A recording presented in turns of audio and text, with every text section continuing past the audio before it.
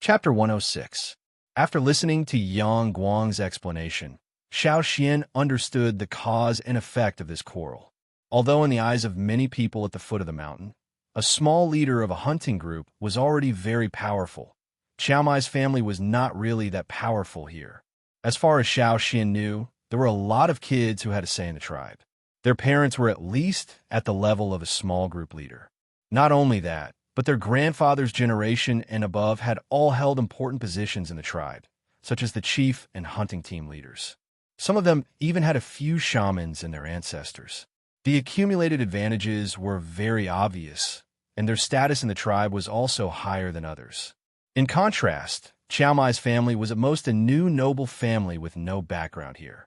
Yang Guang and Xiao Xian rarely came to this training ground since they were born. Usually, they would be taken to the warrior training ground by Xiao Mai and his wife. Many children on the mountain had the same experience. They were protected by someone, so they would not get hurt in the training ground of totem warriors. In winter, Yang Guang did not want to go out in the winter because he was still young and did not want to go out. Therefore, he did not come to this training ground with others. Yang Guang and Xiao Xian only knew the children of other warriors in Mai's hunting group. They were not familiar with many people on the mountain. However, this winter, Yang Guang and Xiao Xian decided to do some good training so that they could awaken their totem power by the end of this winter. However, they did not know the situation in the training ground and the rules here. Since it was a training ground, especially for children who had not awakened their totem power, the adults would not interfere. Whether it was the management or the rules here, they were all set by the children who had not awakened their totem power. Even the ancestors were once children, and many of the rules they set were still in use today. And the rule here was, if you want to come here to train, sure, but you have to hang your name first. The so-called hanging name was to hang the stone card with your name on the tall stone tree next to the training ground. Only after hanging it up, you were qualified to enter the training ground. When Xiao Xian first saw the stone tree beside the training ground, he thought it was a telephone pole.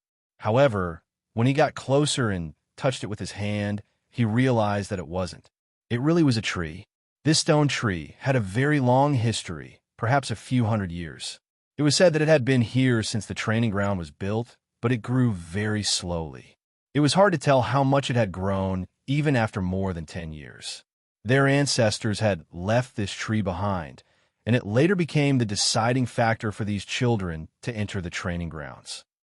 The stone tree was as thick as 2 people and was nearly 50 meters tall.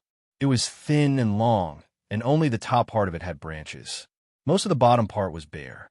In other seasons, newcomers would climb up the tree and hang their stone card with their name on a branch. Until one day, when they awakened their totemic power and became warriors, they would take down their cards and officially leave the training ground. This was equivalent to a ritual that had been going on for hundreds of years. Normally, this wouldn't be a problem for Yang Guang. Although the stone tree looked like a stone, the surface of the trunk was as rough as bark.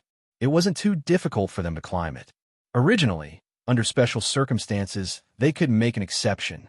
For example, in this kind of weather, it was impossible to climb. However, today's situation was a bit coincidental. Today, 2 groups of people were going to compete. The winner would be able to train in the training ground for the next 20 days, and the loser would have to leave immediately. This kind of competition actually happened every winter because at this time, many people on the mountain were preparing for the awakening. In order to be in the best condition for the preliminaries before the end of winter, they would try their best to get training time in the training ground. This was the only place on the mountain that was relatively spacious and suitable for throwing and other training. There was a large open space at the foot of the mountain, but unfortunately, they didn't want to go down the mountain. Moreover, this training ground had become a symbol of status. Being able to come here, even if it was just for show, would make them very happy. For example, Ku was brought here last year, but he didn't have a card, so he couldn't enter. He could only watch from the side. Because of this, Ku often bragged to the people at the foot of the mountain. Originally, the training schedule was that everyone would take turns. The first 10 days, one person would use the training ground, and the next 10 days, they would take turns.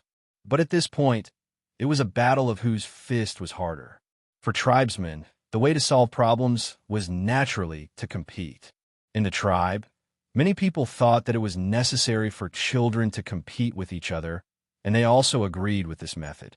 No matter which side would use the training ground at this time, everyone's thought was, anyway, we want to train now.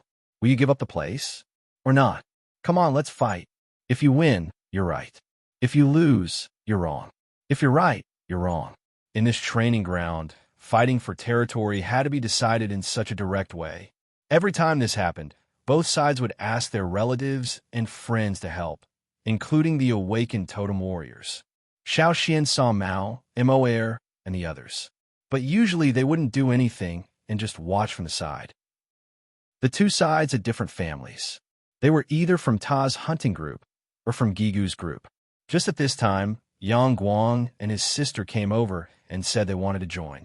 As they were on the same side, Xiao Xian naturally chose to accommodate them.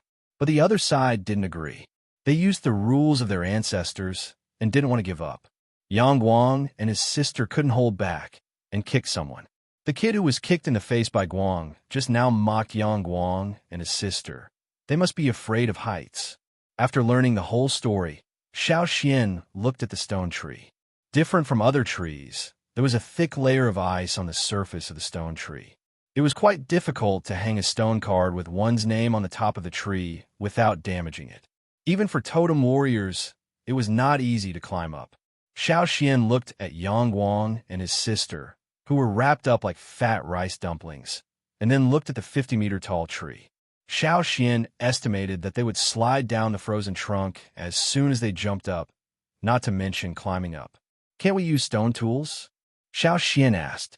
No, that will damage the stone tree, but we don't restrict the rope. The one who spoke was about the same age as Yang Guang and his sister. He sounded a little arrogant, and there was a sense of gloominess between his eyebrows.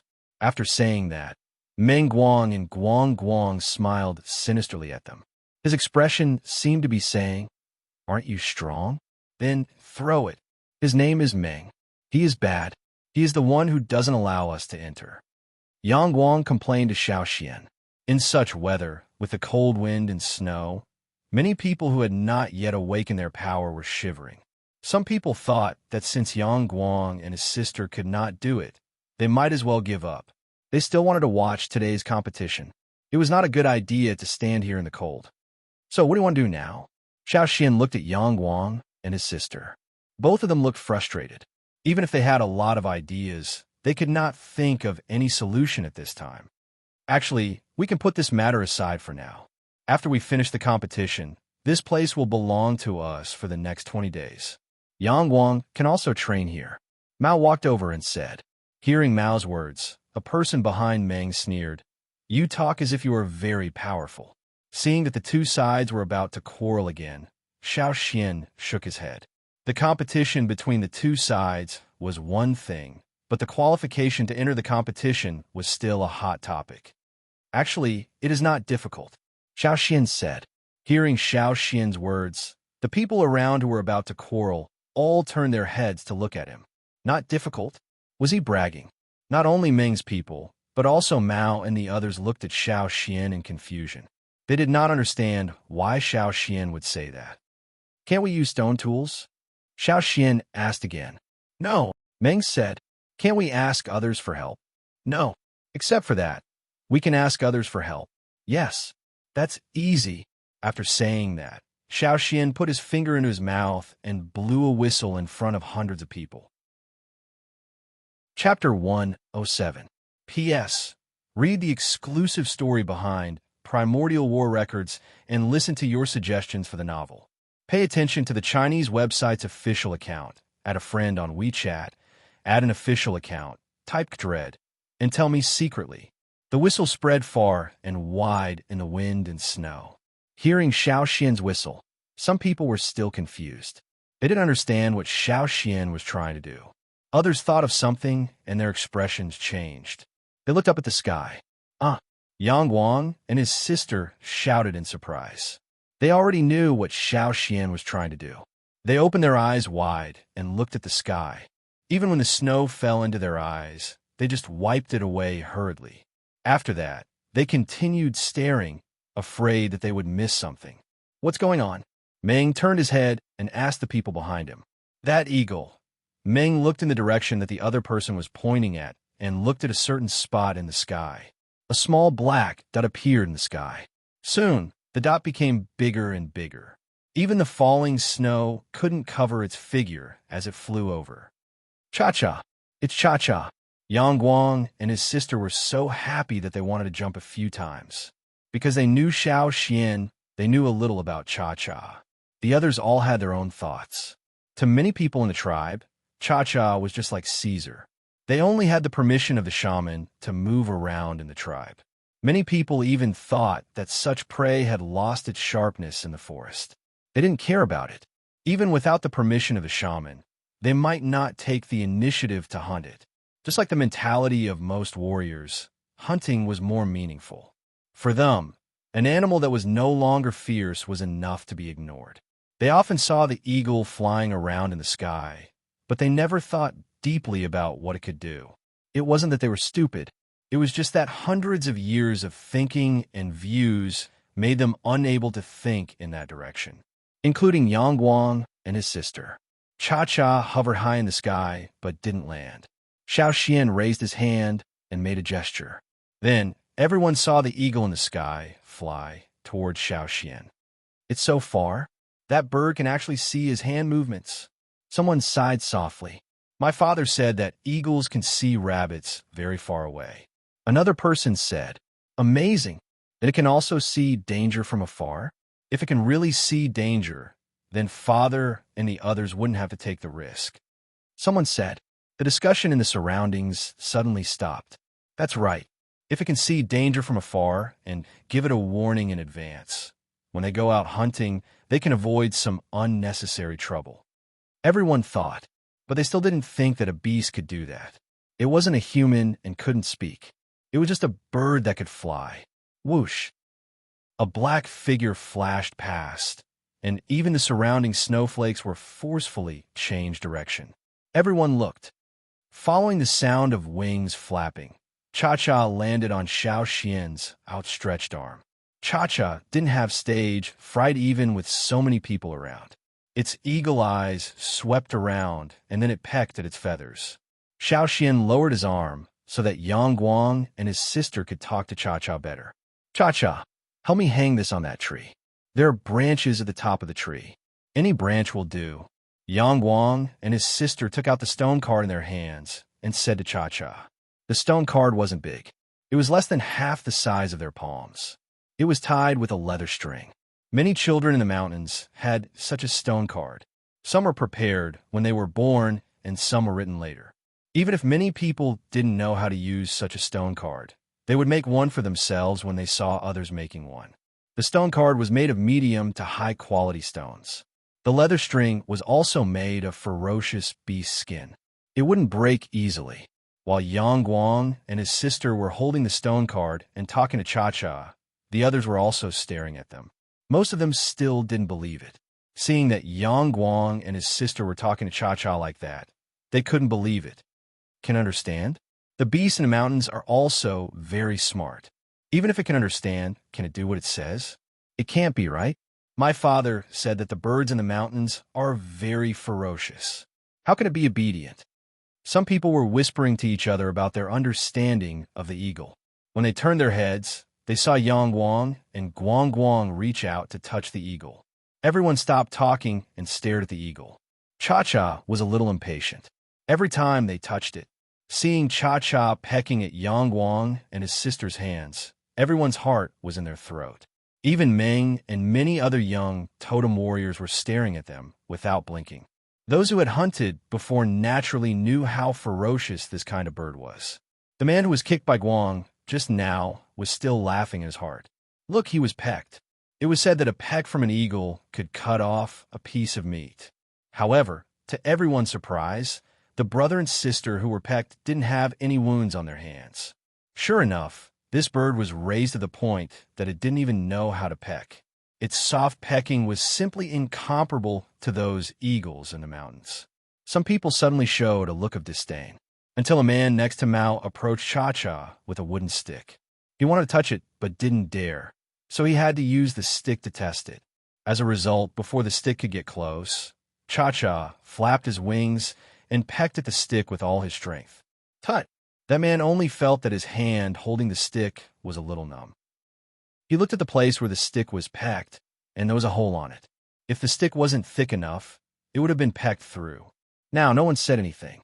If anyone didn't believe it, they could try it with their hands. However, no one was a fool. Cha-Cha still wanted to attack the man who stretched out the stick, but was stopped by Xiao Xian. Unauthorized people will be attacked if they come close, Xiao Xian said. At this time, Yang Guang and his sister had finished talking with Cha-Cha. They handed over the stone card in their hands. The two stone cards were stacked together with a leather rope. They even rubbed together to make it look like a rope. Cha-Cha, if you can help me, I will ask my father for some ferocious beast meat for you when we go back. Guang said. Go. Xiao Xian raised his arm. Cha-Cha exerted force on its claws and flapped its wings. When it flew up, it grabbed Yang Guang and his sister's stone card. In the blink of an eye, it had spread its wings and was in the sky. Xiao Xian had done similar training before, and it was even more difficult than this. Therefore, the task of hanging Yang Guang and his sister's stone card on the branch at the top of the stone tree was quite simple for Cha-Cha. Xiao Xian wasn't worried. At the side of the training ground, everyone looked at the eagle flying towards the stone tree. While everyone was thinking about when it would slow down and what to do when it got close to the tree, Cha-Cha didn't slow down. It flew past the branch at the top of the stone tree like the wind. Many people didn't see Cha-Cha's movements clearly. In their eyes, the eagle just flew past the tree quickly and didn't do anything. It didn't do as we said. Someone said, it seemed that it should be like this, but there was also an indescribable disappointment. No, it has already hung the stone card. The person standing behind Meng said. After all, totem warriors were different from unawakened people. Their eyesight was also much better. As soon as he finished speaking, everyone heard a ding sound from above. It was the sound of the stone card hitting the ice on the branch. After the stone card was hung, it would slide down along the tip of the branch. In this kind of weather, soon the leather rope on the stone card would be covered by the ice, just like the other stone cards. No matter how strong the wind was, it wouldn't be blown off. When winter ended, the ice layer on the branches would melt, and grayish-white leaves would grow from the tips. These leaves would also prevent the wind from blowing the stone tablet off. Therefore, unless someone deliberately went up to take the stone tablet off, generally speaking, no matter how strong the wind, it would be very difficult to blow the stone tablet off from the top. Meng's expression kept changing. How could they use such a method? But it didn't violate the rules. They had never thought about it, and had always thought that wild beasts and ferocious beasts were used to hunt, and were in a state of opposition to humans. Why were wild beasts so obedient? Caesar was like that, and even this eagle was like that too. Among the people present, some people looked at the eagle that returned to Xiao Xian's arm thoughtfully. When they couldn't do it, when they racked their brains and couldn't come up with a perfect solution, they didn't know that it could be done this way. Chapter 108. P.S. Read the exclusive story behind Primordial War Records and listen to your suggestions for the novel. Pay attention to the Chinese website's official account. Add a friend on WeChat. Add an official account. Type Dread and tell me secretly. After completing the task, Xiao Xian let Cha-Cha, who was already impatient, fly away. Speaking of which, Xiao Xian took advantage of the loophole in the rules, which was a bit of a bully. However, the current situation was a bit special. The other party was forcing them to do something they didn't want to do. In the past, they would just bend the rules directly. Under such circumstances, no one could climb up the stone tree. At the same time, Xiao Xian also knew Yang Guang and his sister well. Although they had Cha-Cha's help now, they would still climb up once the ice on the stone tree melted after winter. Even if they only climbed up to touch the stone card, it would make them feel at ease. Only then would they be justified. Sure enough, after Cha-Cha flew away, looking at Meng's gloomy face, Guang snorted, "After winter ends, if we don't awaken, we will climb up again. Just you wait." Yang nodded at the side. I will climb too. Although Cha-Cha had flown away, the situation just now had left a deep impression in many people's minds.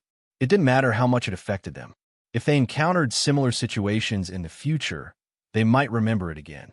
Children's ability to accept things was stronger than adults. Changing one's mind naturally started from a young age. Moreover, after this winter ended, Xiao Xian planned to bring Caesar out for the next year's hunt. He also hoped that everyone would gradually accept this method. In the pictures drawn by the ancestors of the tribe, there were also scenes of hunting with hunting dogs.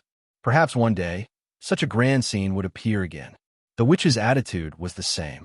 All right, since the matter is settled, I'll go back. Xiao Xian said to Yang Guang and his sister. Don't go. Brother Xian, we still have a duel later. I want to fight. Guang said. When the people on Meng's side heard this, they immediately started shouting. Guang, you're not allowed to fight. That's right, you can ask Yang to do it. Yes, yes, yes. Yang, how could you let your sister participate in the battle? Previously, they had deliberately made things difficult for Yang Guang and his sister. One reason was that both sides were fighting for territory, and they wanted to discuss the other. Another important reason was that Guang was very strong, and she was a girl. If she were to fight, Mongols would not be able to find a suitable candidate. Now that someone told Yang to come, they all shouted in response. Xiao Xian looked at this group of kids and laughed in his heart. This group of silly children, they were still aware that they had been deceived by the two siblings. Just now, when someone had asked for Yang to come, the two siblings couldn't help but smile. 2 out of 3 matches, each side would send out 3 people. Xiao Xian, Mao, and the others were standing aside and watching. The fight between kids who hadn't awakened their totemic power was very simple. They were not allowed to use stone tools and fought with their bare hands. They had learned all their moves from their elders. However, because they had never hunted before, their strength was not high enough, and they were wearing thick clothes. Their momentum was naturally much weaker. Xiao Xian looked at the kids on the field. Because they were wearing too much, they looked like 2 fat dumplings bumping into each other. Xiao Xian almost laughed out loud. However, for these kids, this was a very serious matter. Xiao Xian also kept a straight face.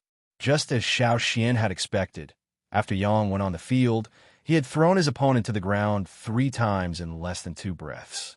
The 4th time, he directly pressed his opponent to the ground and beat him until he admitted defeat. It seemed that Yang had been suppressing his anger for a long time, and now he wanted to vent it out. Looking at the expressions of the people around, except for those who already knew what would happen, the others were all very excited. In the end, Meng was the only one who won 1 match and lost the other 2. They didn't need to come for the next 20 days. There was one good thing about the children in the tribe. After they lost, they wouldn't find too many excuses, and they wouldn't deliberately trip others up. Wherever they fell, they would get up again. If they lost, they would fight back the next time. Yang Guang, his sister, and the others were cheering, and they were even discussing how many stone tools they would bring tomorrow. The young warriors were also about to leave. However, when Xiao Xian was about to leave, someone on the other side said, Wait, what? What do you want to say after losing? Do you want to fight in person, Lei? Mao said sarcastically. The Lei mentioned by Mao was the one who had been standing behind Meng just now. Lei awakened his totemic power a year earlier than the others, and he was older than Xiao Xian and Mao when he awakened his totemic power. All in all, he was 2 years older than Xiao Xian. He was also the best warrior among the group of people who awakened their totemic power that year, and he brought back the most praise. He had awakened his totemic power for 2 years, and he was already older than Xiao Xian. So now he was even taller than Xiao Xian by a head. Lei just glanced at Mao, casually. If I fight in person, do you think you can beat me? He said that with disdain, as if he was bullying unawakened kids. Before Mao could refute, Lei moved his eyes away and looked at Xiao Xian. I have someone here who wants to talk with Xian. Usually Xian is learning herbs from the shaman, so it's hard to find him. Since we met today, why don't we practice our skills? It's also a good chance to show the unawakened ones what a totemic warrior level competition is like. When Lei said totemic warrior level, His tone was full of pride. Not only Lei, but the others were also excited when they heard this. The young totemic warriors wanted to show off, while the unawakened ones were looking forward to it. Their parents' generation was their parents' generation, and their generation had their own competition. As soon as Lei finished his words, someone stood out. Tai. Mao looked at the person who stood out and frowned. Tai, Xiao Xian, and Mao were all awakened in the same batch, but Tai was in another hunting group, so Xiao Xian didn't know him well. Tai stretched his wrists, looked at Xiao Xian, and said, "I heard you were the best in our batch of awakened ones, and I've been wanting to fight with you for a long time." Hearing Tai's words, someone on Mao's side couldn't help but say, "How can he be the best in our batch?" "Shut up." Mao glared at the one who just spoke. He wasn't convinced, but he remembered that Xiao Xian did much better than him in the last hunting trip. Besides, if it weren't for Xiao Xian, he would have been eaten by the thorn black wind. His father also told him that he was no match for Xiao Xian for the time being. Although it had been half a year since Xiao Xian said those words, Mao had been making progress all the time, and he improved faster than most of the kids in the tribe.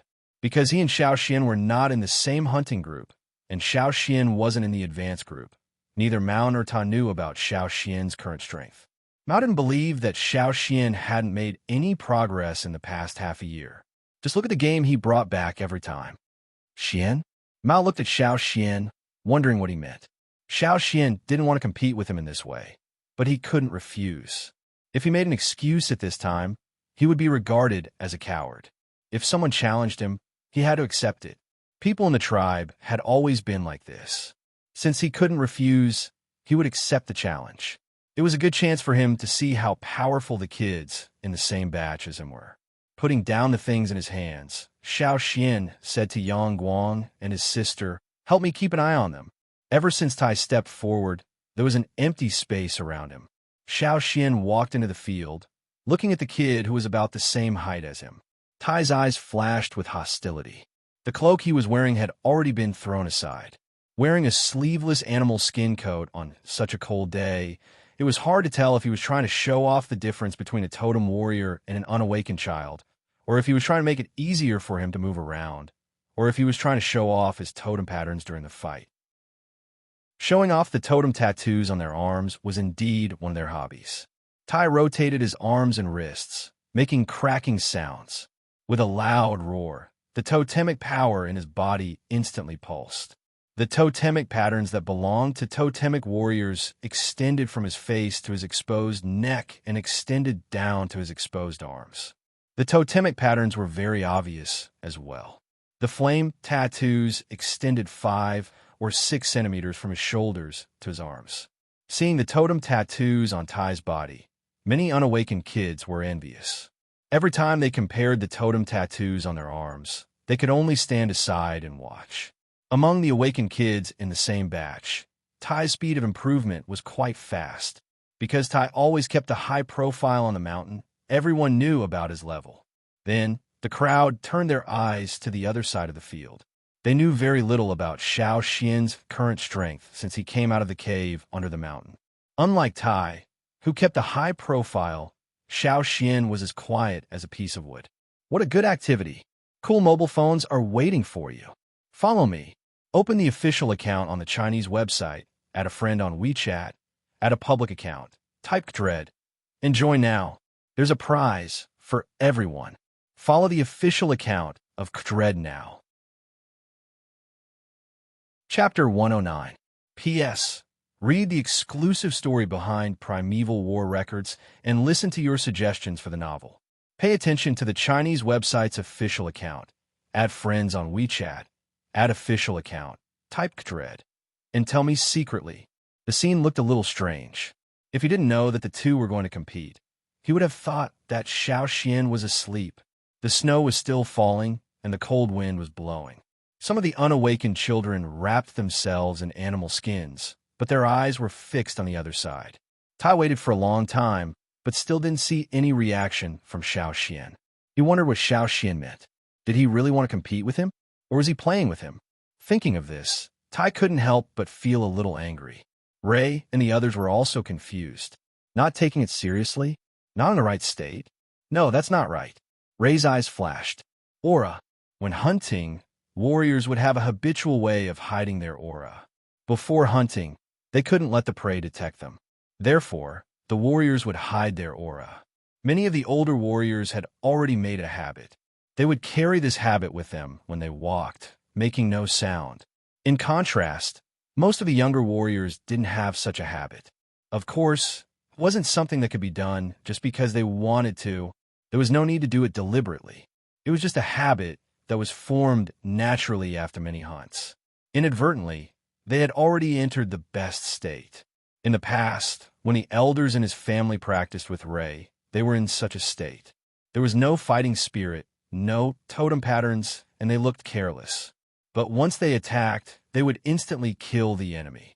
However, that was a habit that only warriors who had hunted for many years had. How long had this person been hunting? It had only been a year since he awakened. Moreover, this person was 2 years younger than him. Thinking of this, Ray's eyebrows couldn't help but twitch. He opened his eyes wide and stared at the other side. He wanted to see if the next development was as he expected. That's enough. Xiao Xian, who was still like a block of wood, said. Originally, Tai was quite angry when he saw Xiao Xian like this. He wanted to say something, but he was a little surprised. However, since Xiao Xian had said so, he didn't care about anything else. However, there was a faint sense of uneasiness in his heart, but he couldn't explain why. As for Xiao Xian, Tai's understanding of him was limited to the discussions of the people in the tribe.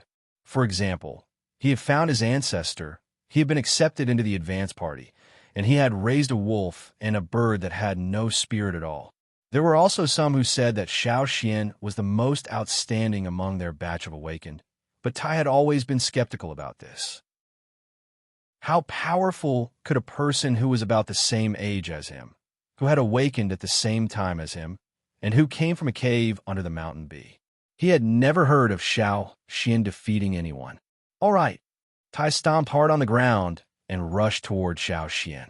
With every step he took, the snow on the ground was blown away by his powerful stomps. Muffled thuds could be heard from the ground due to his powerful stomps. A ferocious aura spread out. The people around could clearly feel the pressure brought by Tai at this moment. It could be seen that Tai's explosive power was indeed astonishing.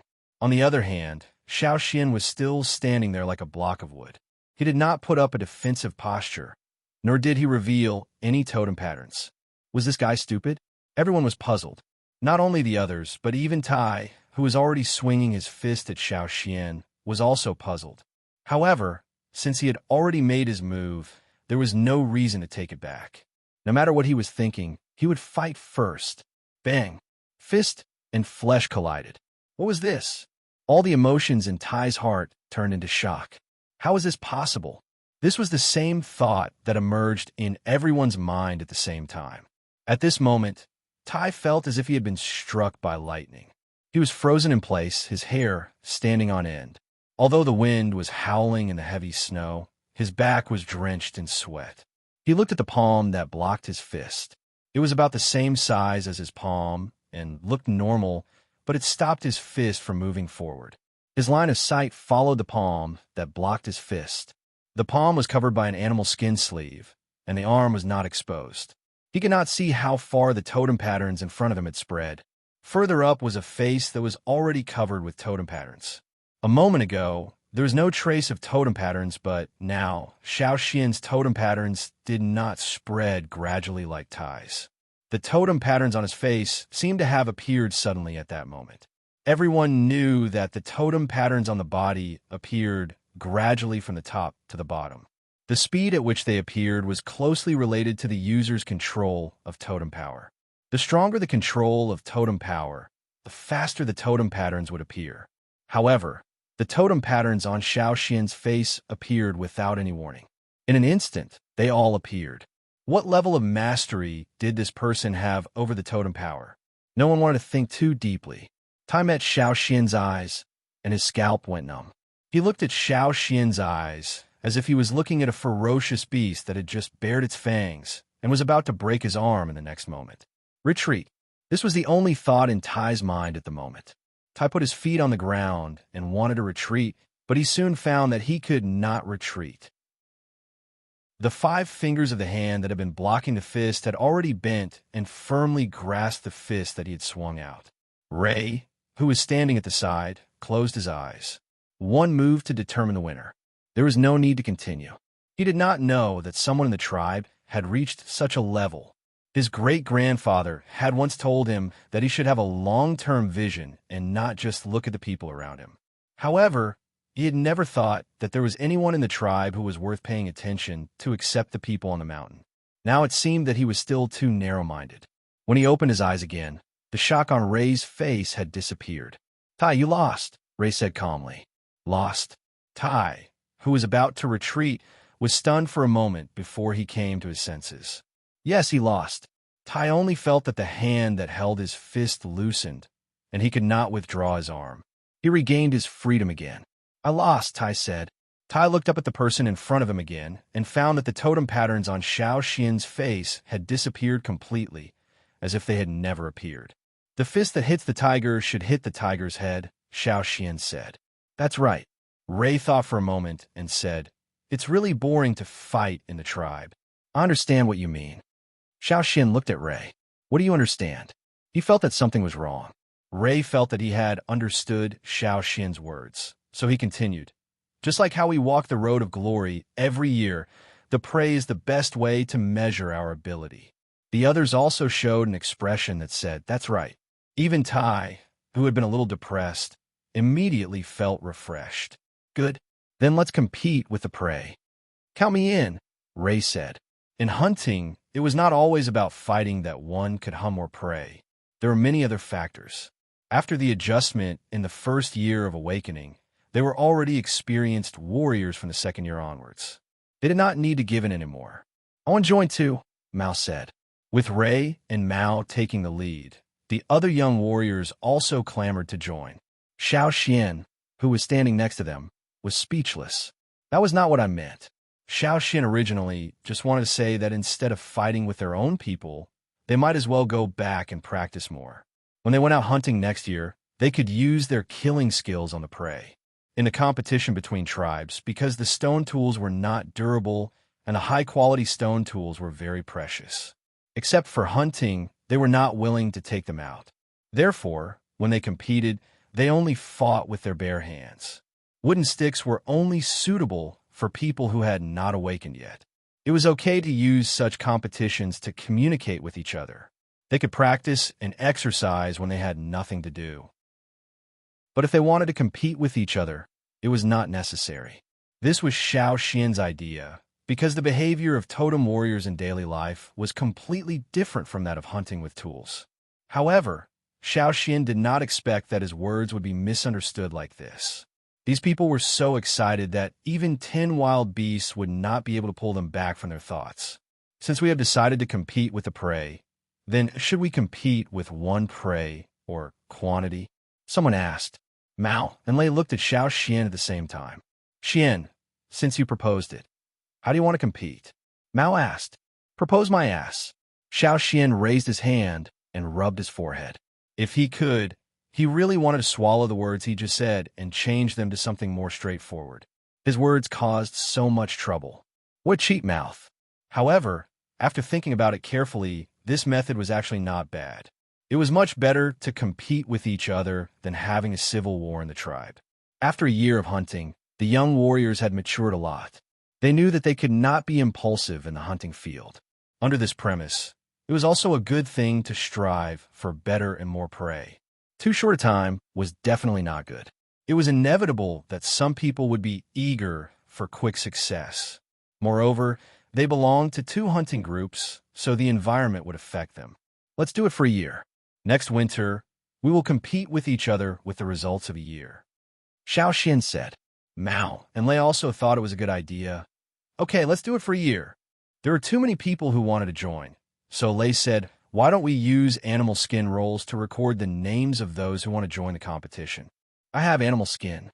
A young warrior took out a piece of animal skin. "Where's a pen?" "Who has a pen?" "And paint?" Mao looked at the people behind him. "Use this." Xiao Xian took out a charcoal pencil he made himself and handed it over. "What is this? Can you write?" Someone asked. It was the first time for many people to see Xiao Xian's charcoal pencil, but Mao used to be in the same hunting group as Xiao Xian, so he knew how to use it. Taking the charcoal pencil, Mao wrote his name on the animal skin roll. After that, he handed the pencil to Xiao Xian. When Xiao Xian finished, the pencil was snatched away by Lei. He grabbed the pencil like a stone knife and wrote his name. After that, the other warriors also scrambled to write their names. In the end, all the totem warriors present, including Emoer, Ku, and the others, wrote down their names and joined the year-long competition. Like Emoer, there were many people who were not interested in fighting. However, they felt that it was better to compete with prey. Yang Guang, and some others who had not yet awakened their powers, or who might awaken their powers after the end of this winter, were all eager to have a try. However, they could only stand aside because Lei and Mao would not allow them to join the competition. Newly awakened warriors would have a long time to adjust and adapt at the beginning. Everyone didn't want them to be too impatient and disregard the rules of the hunting team, such as Hoodlum, who had almost caused trouble. Therefore, the group of fat dumplings could only stand by the side, wrapped in thick animal skins, and glared angrily. This is a good activity where a pie falls from the sky. Cool phones are waiting for you. Follow me, click on the Chinese website's official account, add a friend on WeChat, add a public account, type Dread, and participate immediately. There's a prize for everyone. Follow Dread's WeChat public account now. Chapter 110. P.S. Read the exclusive story behind Primordial War Chronicles and listen to your suggestions for the novel. Pay attention to the official account of the Chinese website, add friends on WeChat, add official account, type Dread, and tell me secretly. Because of the one-year promise and the animal skin scroll signed by so many young warriors, no one cared about who won or lost the previous fight for the territory. Winning or losing in the fight for territory was a matter for those little brats. But this challenge scroll was a competition between totem warriors. Which one was more important and more attractive? It was obvious. Xiao Xian had been delayed on the mountain for a long time. When he came down from the mountain, he was a little later than usual. Is there a lot going on in the medicine house today? Or is there something wrong with the shaman? Seeing that Xiao Xian had just come back, Old Ku asked nervously. It's nothing. The medicine house didn't have many tasks today, so I left early. I just met some people on the mountain, and we talked for a while. Xiao Xian said. Old Ku was relieved after hearing this. He even agreed with Xiao Xian and said, It's good for you to talk more with other people on the mountain. Okay, I know. After eating something, Xiao Xian went back to his room. He rolled up his sleeves and slowly activated the totem power in his body. This time, it was different from the time on the mountain. Xiao Xian slowly controlled the totem power, and the totem pattern on his arm gradually showed up. The flame-shaped pattern extended from his shoulder to his arm. It went past 1/3 of his upper arm, half of his upper arm, 2/3. The totem pattern extended all the way to 2/3 of his upper arm and stopped. During the last hunt of the year, Xiao Xian remembered that the totem pattern on his arm only went past half of the way, not 2/3 of the way. After the hunt, Xiao Xian didn't have much time to train at the training ground. After that, he began to learn about herbs from the shaman and how to draw Wu Roll. The power of inheritance. Xiao Xian felt the totem in his mind. The fiery red flames enveloped the two horns, and at the bottom of the flames near the horns, the blue flames were clearly visible. Compared to when he first learned Wu Roll, the number of blue flames had increased by a lot, but the number of red flames had not decreased. On the contrary, the flames had grown even taller. Now that it was not in a state of battle or hunting, such a flame body meant that it usually maintained this state. Xiao Xian hadn't noticed it before, but when he was drawing the Wu Roll, he had been staring at the blue flame that symbolized the power of inheritance. Now, it seemed that the addition of the blue flame had also expanded the overall flame on the totem. Practicing the power of inheritance actually had such benefits. Xiao Xian hadn't expected this at all. No wonder Xiao Xian felt that his control over his totemic power was much more stable than it had been during their last hunt. He didn't expect to defeat Tai in one move, and he thought that it would take a while to determine the winner. However, the moment Tai revealed his totemic patterns, Xiao Xian suddenly had a feeling that the person in front of him was not that strong, and that he could deal with him easily. Xiao Xian didn't know if the other people whose totemic patterns had spread to 2/3 of their upper arms had the same feeling. He carefully recalled the situation at that time, and carefully felt the changes of the totem. Then, with a wave of his arm, he took out the animal skin roll, pen, and paint box, and continued to draw the Wu roll. The people on the mountain only came back to their senses after Xiao Xian left. Tai said regretfully, "I forgot to ask him where his totemic patterns are now." Ray looked at the place where Xiao Xian had been standing. There was a pair of sunken footprints, which appeared when Xiao Xian fought Tai, but no one had noticed it before. "You don't need to worry about his current level, as long as we can defeat him before next winter," said Ray. "You're right," Tai agreed, rubbing his fists. While the other young warriors in the tribe were thinking about what kind of prey to hunt next year, and how much to hunt, Xiao Xian still maintained his previous routine. In the morning, he would go to the shaman's place to draw, and in the afternoon, he would go to the medicine house to help. After that, he would return home and stay in his room, slowly moving his pen and drawing on the animal skin roll. Winter passed day by day. Xiao Xian went to the cave once and found that some of the children were sleeping, while the older ones were moving stones to train their strength. It was good to have such a change. There was no shortage of food in the cave now, except for the fish they had stocked up before winter. Sometimes the Cha-Cha would go out and catch some small animals. If they didn't want to eat them, they would throw them to the children in the cave. Everything was developing in a good direction. Xiao Xian stretched himself and looked at the almost finished drawing on the stone table in front of him. Drawing a picture was not as difficult as it used to be. In the beginning, he needed to rest for half a day to draw one picture, but now he could draw several pictures in half a day. After that, he could go out and train Caesar and Cha-Cha.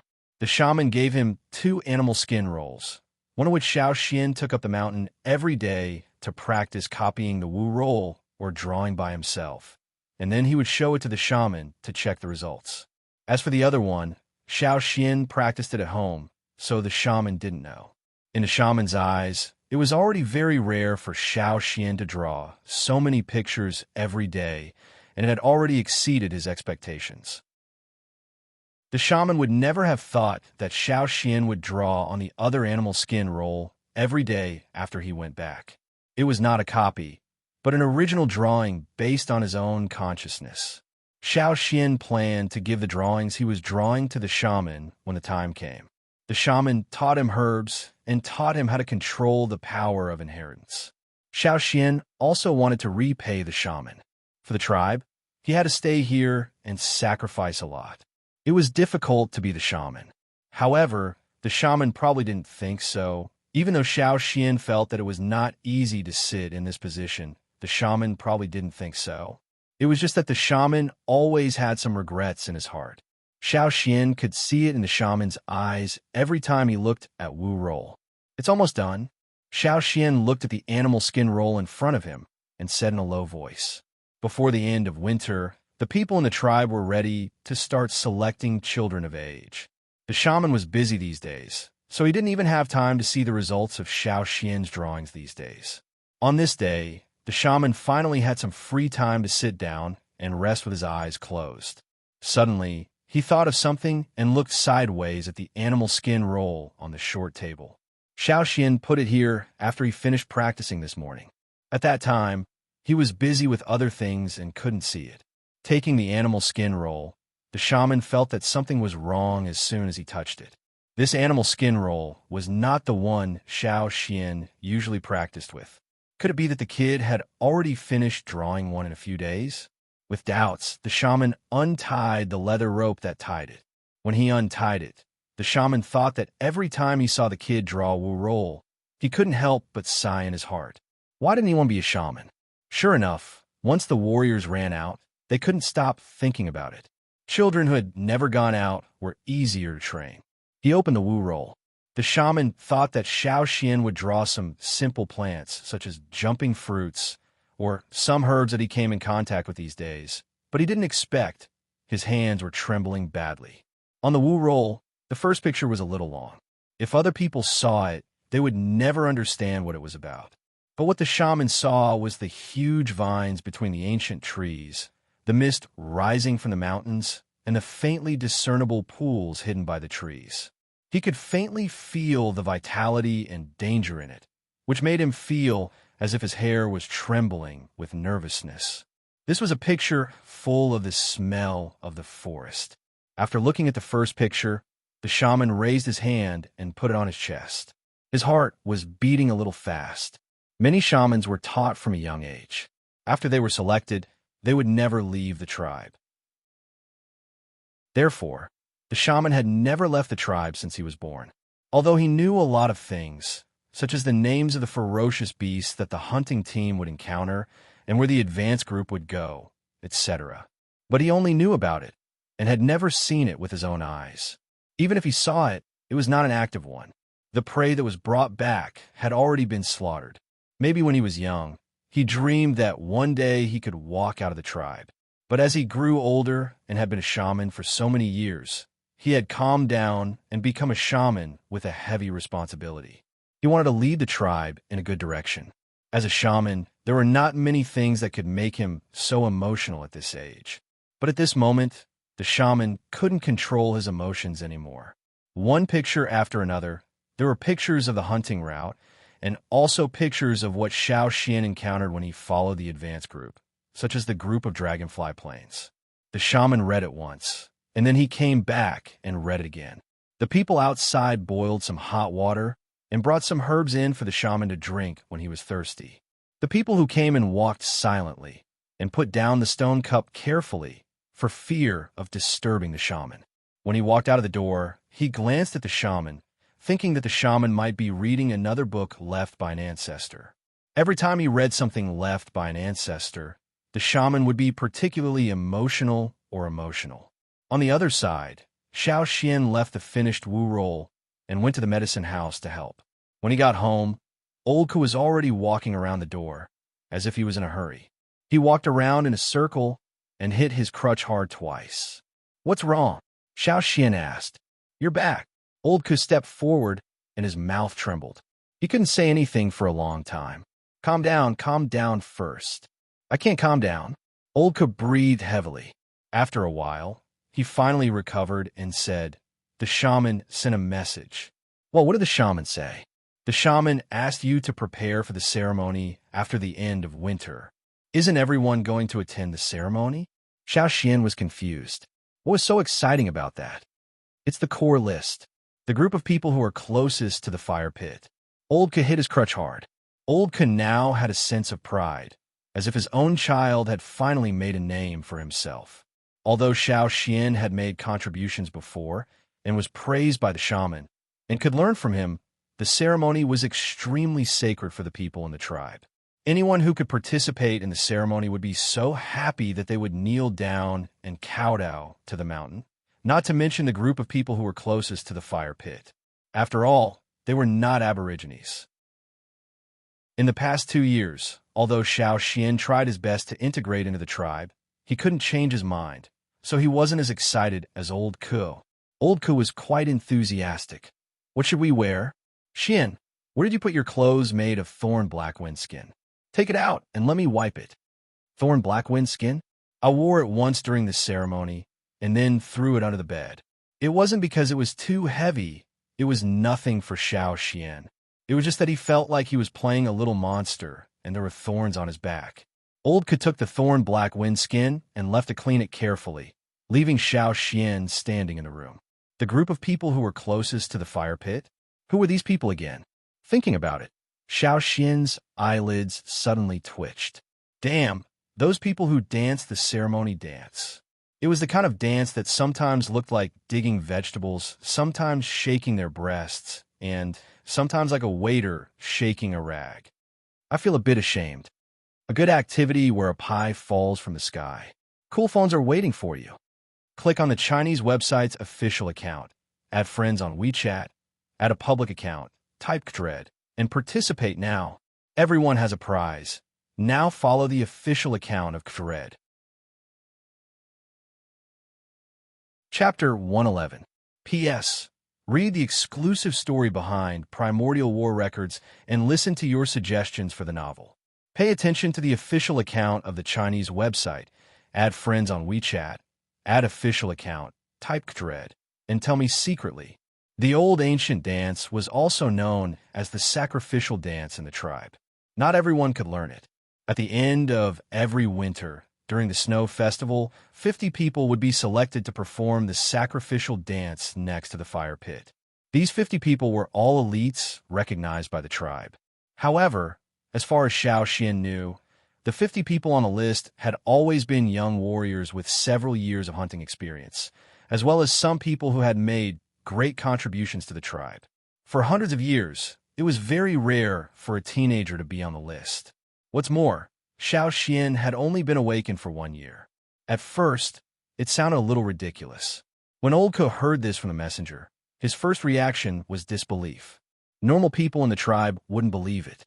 However, the messenger also made it clear that it was the shaman who decided it, and he asked Xiao Xian to prepare as soon as possible.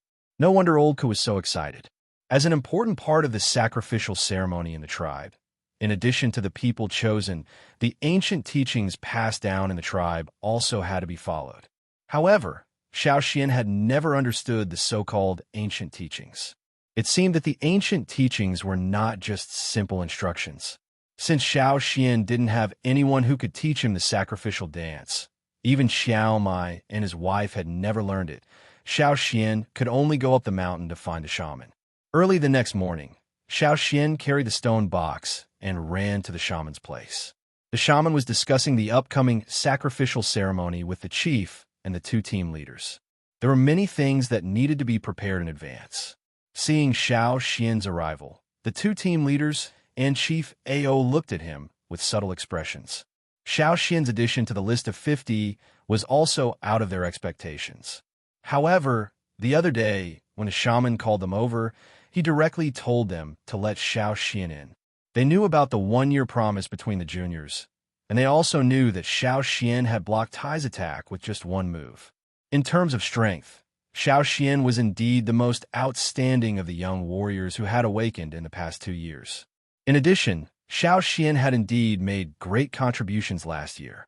Therefore, when the shaman decided to let Xiao Xian enter the list of 50 people, the 2 team leaders and the leader did not object. In the eyes of the people in the tribe, it was an honor to be on the list of 50. However, the 2 team leaders who knew the secret of the list had more ideas. Every year, they would try their best to recommend people from their own hunting groups to the shaman to compete for the spots. In addition to these people, Xiao Xian also saw Tuo here. Xian, I'll let Tuo teach you the sacrificial dance. As for the painting, the shaman smile deepened. You can stop for a while. Chief Ao looked at the shaman, and then looked at Xiao Xian. He always felt that something had happened that he did not know. But sometimes the shaman was like this. It was hard to guess what he was thinking. Okay, Xiao Xian answered. Xiao Xian did not stay in the stone house any longer, so he left with Ta. Tuo lived on the mountain, so it did not take long for them to arrive. Moreover, Tuo was also on the list of 50 people this year. Tuo's father and ancestors had all been on the list of 50 people. Therefore, this ancient dance had been passed down. He did not need to find someone else to learn it, because he was very familiar with it. Otherwise, the shaman would not let him teach Xiao Xian. In fact, Tuo was very surprised when he received the instructions from the shaman. After all, Xiao Xian was still young, and he was only a junior totem warrior who had awakened for a year. How could he be on the list of 50 people? Perhaps it was because he had found his ancestors, Tuo thought. I learned the ritual dance a long time ago. It's not difficult. Tuo said, I'll do it first. Watch. After saying that, Tuo began to dance in the house.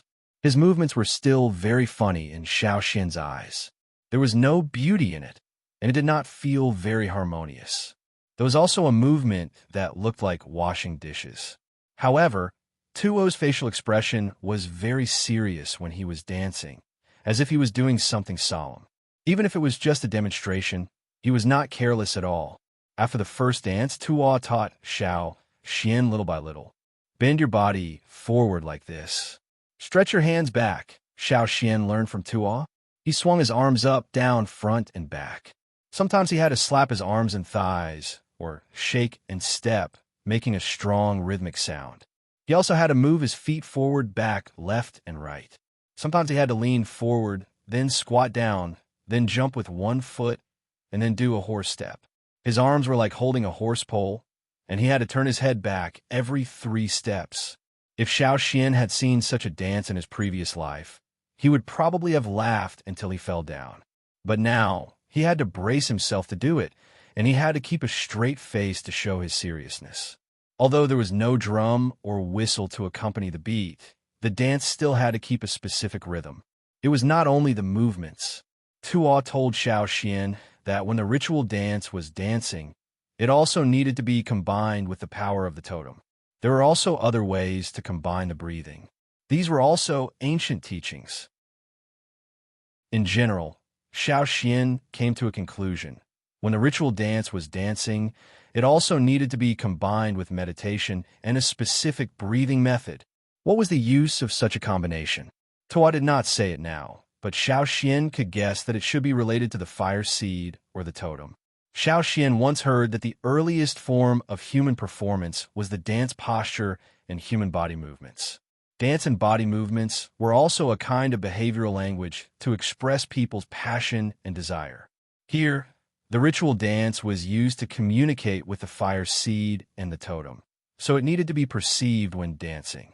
Thinking that the ritual dance was used in the ritual and thinking that the 2 team leaders have been fighting for the quota every year, maybe the ritual dance was really useful. As Tuo said, the movements were actually very simple and could be learned very quickly. Among them, the most important was how to meditate when dancing and combine it with a specific breathing method and not be confused. When it was almost noon, Xiao Xian had already learned all the movements. Good, you learned very fast. You didn't make any mistakes just now. Tuo said. Xiao Xian moved his arms and nodded. I have to practice harder when I go back. Yes, you have to practice hard, and don't make any mistakes. Tuo stopped smiling and said seriously, if you have any doubts, you can come and ask me. Since the shaman gave him this task, he had to be responsible for teaching Xiao Xian. There was no room for mistakes in the ritual. When the last snowflake fell, the clouds in the sky dispersed, and the moon appeared again. After a quiet winter, the tribe became active again. The shaman had already informed the tribe about the time of the snow festival ritual. On the day of the ritual, Xiao Xian took a good bath, which was something everyone in the tribe had to do before the ritual. As for the cubs in the cave, they were dragged out to brush meat yesterday. Caesar and Cha-Cha stayed at home. Today, Cha-Cha was very obedient and didn't go anywhere. She seemed to have sensed something, so she didn't stay on the roof, but went into the house early in the morning. Beasts always had a natural instinct to avoid danger. Come on, put it on and try dancing. Oldka took out the clean thorn black wind's leather clothes and let Xiao Xian get used to it. He was even more nervous than Xiao Xian. Xiao Xian's face twitched. He took the clothes from Old Ku and put on the thorny leather. In the past, when it came to dancing, most of the dancers were graceful women who swayed their hips and shoulders, and their steps were light and coordinated. But now, Xiao Xian felt like he was wearing Godzilla's body, baring his fangs and brandishing his claws. Fortunately, the tribe was dressed like this today, and they were all beasts. Oldka had already drawn patterns on his face with plant pigments, but Xiao Xian didn't. He needed to go up the mountain in advance. The patterns on the 50 people's faces were all drawn by the shaman, and the colors were different from Old Ku's. Then I'll go up the mountain first. Xiao Xian put on the thorn black wind's leather clothes and walked out of the door. Okay, go quickly. I'll go with Gu and the others later. Old Ku waved his hand and signaled Xiao Xian to go quickly. He didn't want the shaman to wait too long. There were 50 people, and only Xiao Xian was at the foot of the mountain. He didn't want others to look down on him. In front of the shaman's stone house, the others had already arrived. Many of them had already heard from the 2 team leaders that Xiao Xian was going to join them. So when they saw Xiao Xian, they were more surprised and didn't say much. For them, today was a very serious and solemn day. Who would have the time to think about other things? When the shaman finished drawing the patterns for the 50 people, the sky was already dark. "Let's go," a middle-aged man in the team said. Because Xiao Xian had awakened his totemic power, he had grown a lot in the past year. But in the group of tall adult warriors, Xiao Xian was still very conspicuous. He was the shortest, and even though he was wearing animal skin, others could tell that he was still a child. "Why is he there?" some people whispered as they walked towards the top of the mountain. "Who is that?" "It's Xian. I know that thorn black windskin." Only Xiao Xian could wear thorn black windskin at this age. Did he really go to the right place? How could he be in the list of 50? How old is he? Shut up. That's the shaman's decision. In the crowd, some people were shocked, some were envious. Lang Jie and the others had already learned the truth from old Ku, but even now, they still couldn't believe it. The list of 50 people was something they had wanted since they were young. But now, it was taken by someone much younger than them. On a circle of wooden stakes around the fire pit, stone basins were filled with fresh fruits and ferocious beast meat for the ceremony. Xiao Xian followed the team and walked to the side of a wooden pile. This was his current position. The ceremony was about to begin, and there were already many people at the top of the mountain. There were still people coming up the mountain, and many people were still talking about Xiao Xian. As the youngest of the 50 people, and the only one in the last 100 years who had been awakened for only 1 year, he naturally became the topic of everyone. This year, there were more than 80 children who were about to be awakened, 2 more than last year. Among them were 2 and Jie Ba from the cave, and Yang Guang and his sister from the Qiaomai family. The sky was completely dark. The steps were the same as in Xiao Xian's memory. When the shaman finally began to chant, Xiao Xian clearly felt the totem in his mind move. At the same time, the flame in the middle of the fire pit, which seemed to be difficult to burn even for the wooden stakes, jumped up and rolled up as if a barrel of oil had been poured into it. In the blink of an eye, it began to expand and spread. As a totem warrior, his perception of totems was naturally stronger. The rising flame in the fire pit drove the totem in his mind to also begin to expand. When the fire pit was full of flames, the 2-horned totem wrapped in flames also appeared at the top of the flames. What a good activity. Cool mobile phones are waiting for you.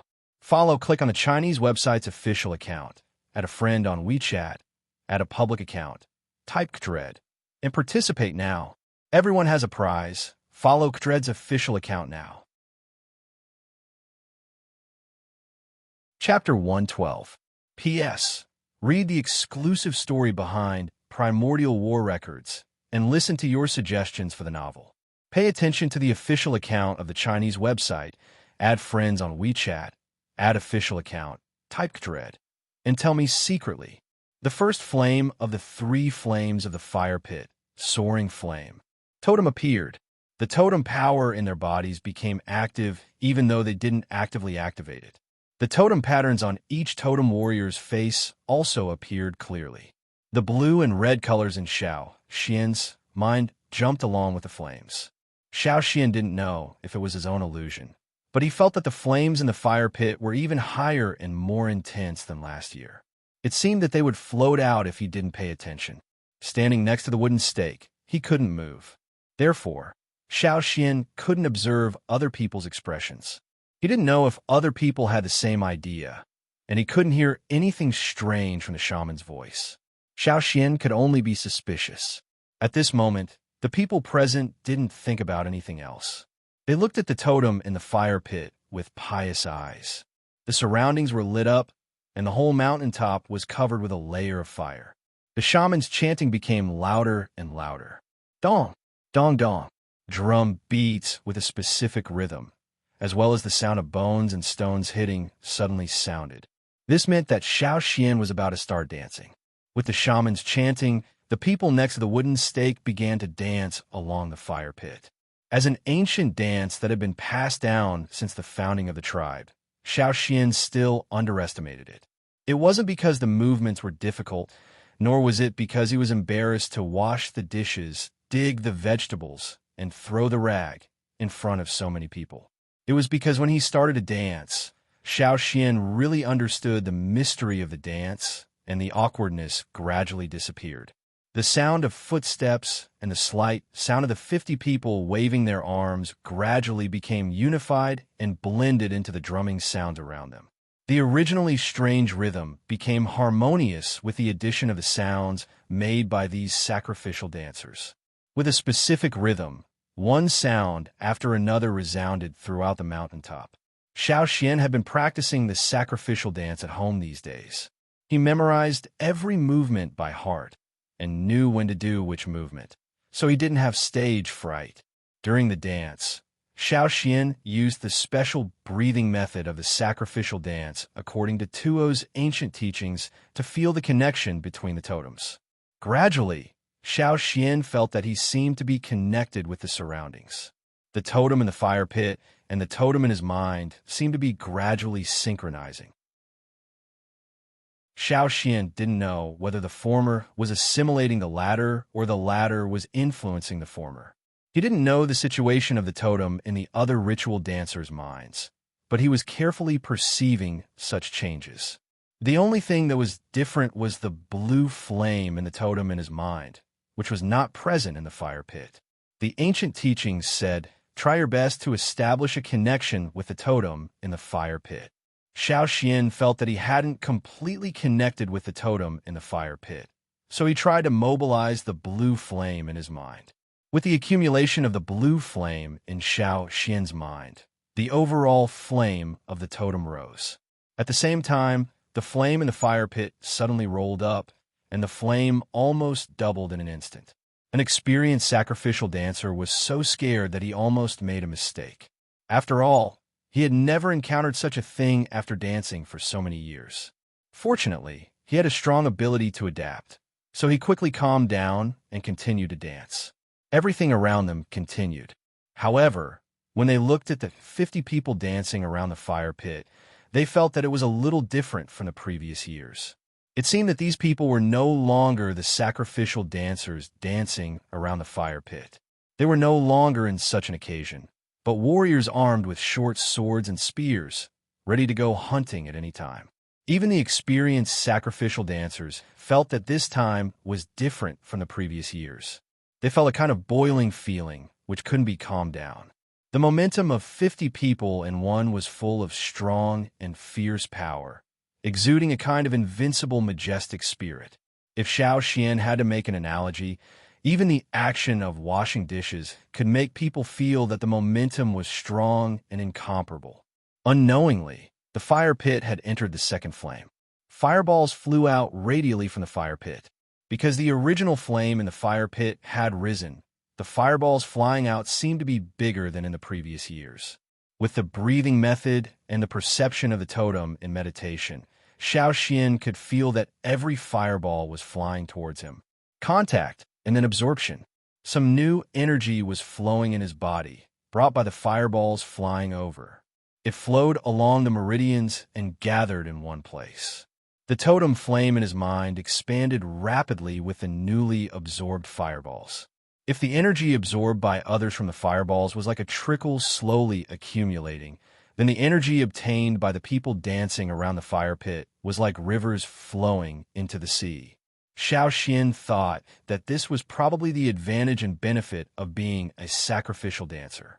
Xiao Xian heard from Mai and the others that the state of the totem in one's mind was closely related to the speed of improvement of one's strength. In this way, it was easy to imagine the benefits of being able to stay by the fire pit during the sacrificial ceremony. No wonder the two team leaders desperately wanted more people from their hunting groups to come here every year. But no matter what, there were only 50 places every year. The sacrificial ceremony was still going on, so Xiao Xian couldn't afford to be distracted. When the third flame was finished, the ceremony was about to come to an end. Xiao Xian didn't know what level the third flame had reached, but the shaman's great luck made the people on the mountaintop cheer. The 80 kids closest to the fire pit finished their awakening ceremony. Xiao Xian stopped and looked around. These kids all had totem patterns on their faces. He looked carefully and found that none of them were missing. In the past, there were always a few kids who failed to awaken and had to wait for another year. But this year, all of them succeeded. Not only Xiao Xian was surprised, but even the shaman didn't expect this result. 4 of them, the shaman thought that they would delay their awakening for a year during the pre-selection. But unexpectedly, they all woke up this time. The shaman glanced at Xiao Xian's back, then lowered his eyelids and listened to Chief Ao, who was walking towards him, talk about the idea of this sacrificial ceremony. He then went to prepare for the next step. After the ceremony, the people who came to participate in the sacrificial ceremony also went down the mountain to celebrate. The shaman had said, "Great luck." Xiao Xian went to talk to Tu and Ba for a while, then went down the mountain with old Ko. Turning around, Xiao Xian bumped into Xiao Mai and his wife, who had just finished talking to Yang Guang and his sister. "Xian, you still have 20 days to solve Caesar's problem," Mai said. "But since you can be selected as one of the 50, it will be easier to solve Caesar's problem." Last year, Ta's hunting team set out for the first hunt, and they took turns. This year, it was Gigu's team's first hunt, followed by Ta's hunting team. Therefore, after the sacrificial ceremony, Xiao Xian still had 20 days to persuade the others in the hunting team, and he also needed to talk to Ta. In the end, it was still the big head Ta who made the final decision. Well, he also needed to talk to the shaman. Xiao Xian planned to take Caesar to the hunt this year. He had been in the hunting team for almost a year, and he had analyzed the risks, advantages, and disadvantages. Of course, theory was still theory. In the forest, anything could happen, and no one could be absolutely sure. It was always better to be cautious. Therefore, Xiao Xian planned that if Caesar did not perform well after going out with Caesar, he and Caesar would stop at the first hunting place, so as not to disturb the others' later hunts. In the next few days, Xiao Xian took Caesar to the shaman and told him his idea. The result was just as Xiao Xian expected. The shaman did not object, but looked forward to it. He even specially allowed Xiao Xian to wait at the first hunting place with Caesar if something went wrong. Since the shaman had spoken, Ta did not say anything. Moreover, he had always remembered Xiao Xian's words last year. A good dog is the hunter's eyes and ears. He also wanted to see how this wolf, who had been raised in the tribe by Xiao Xian since childhood and was thought to have lost its spirit, would perform. If it did perform well, he would not mind, making it more convenient for him. After dealing with the shaman and Ta, Xiao Xian invited Caesar's hunting group to the training place. He let them watch Caesar's training, so that they could know more about Caesar's performance. Originally, they thought that since the shaman, the team leader, and Mai had all agreed, they would not object. Moreover, Xiao Xian was one of the 50 participants in this ceremony, so they did not want to offend him. After watching Caesar's training, some people even said that they would like to raise a wolf cub in the future. After all, there were always conflicts between wolves in the forest, and the loser would kill all the wolf cubs in their den. They had seen this several times, so maybe they could take the opportunity to bring some back. After dealing with the hunting group, Xiao Xian began to prepare for the hunt. The stone tools had been prepared in the winter, so there was no need to polish them anymore. Caesar's training continued every day. Xiao Xian also increased the difficulty of some traps to see how it reacted. Caesar was very smart. Except for some too complicated ones, it could learn most of the skills Xiao Xian taught to it. "Have you ever thought about what will happen to Cha-Cha in the future?" Ulko asked. "Cha-Cha is not as honest as Caesar, and maybe it has already avoided us and flown out of the tribe to play a few times," Xiao Xian said. Once, he found some grass clippings on Cha-Cha's fur. That kind of grass did not belong to the tribe, but could only be found in the hunting forest. That time, Xiao Xian taught it a lesson, and it behaved for a while. But now it probably could not hold back anymore. Now Cha-Cha had grown up a lot. In another half a year, Xiao Xian's arm would not be enough for it to rest on. But according to the shaman, this bird was still a child. It was curious and could not be controlled. If it wanted to fly, no one could stop it. Now, Cha-Cha had already flown to the surface of the river to play. Sometimes, he would quickly fly over the surface of the water to catch the fish. After tearing them apart, he threw them into the water and watched the piranhas crazily scramble for them. This bird was not easy to tame.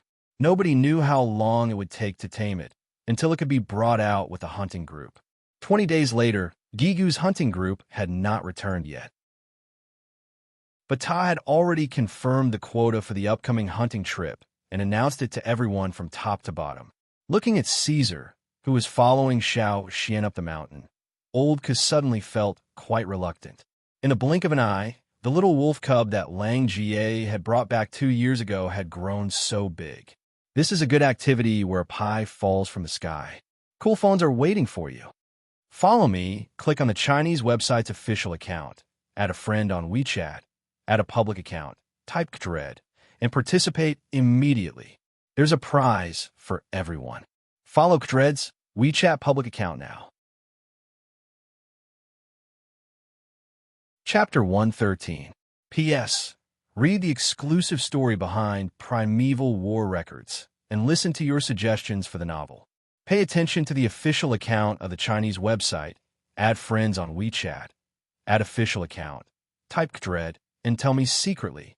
From the top of the mountain to the moment they left the tribe, Caesar had attracted a lot of attention.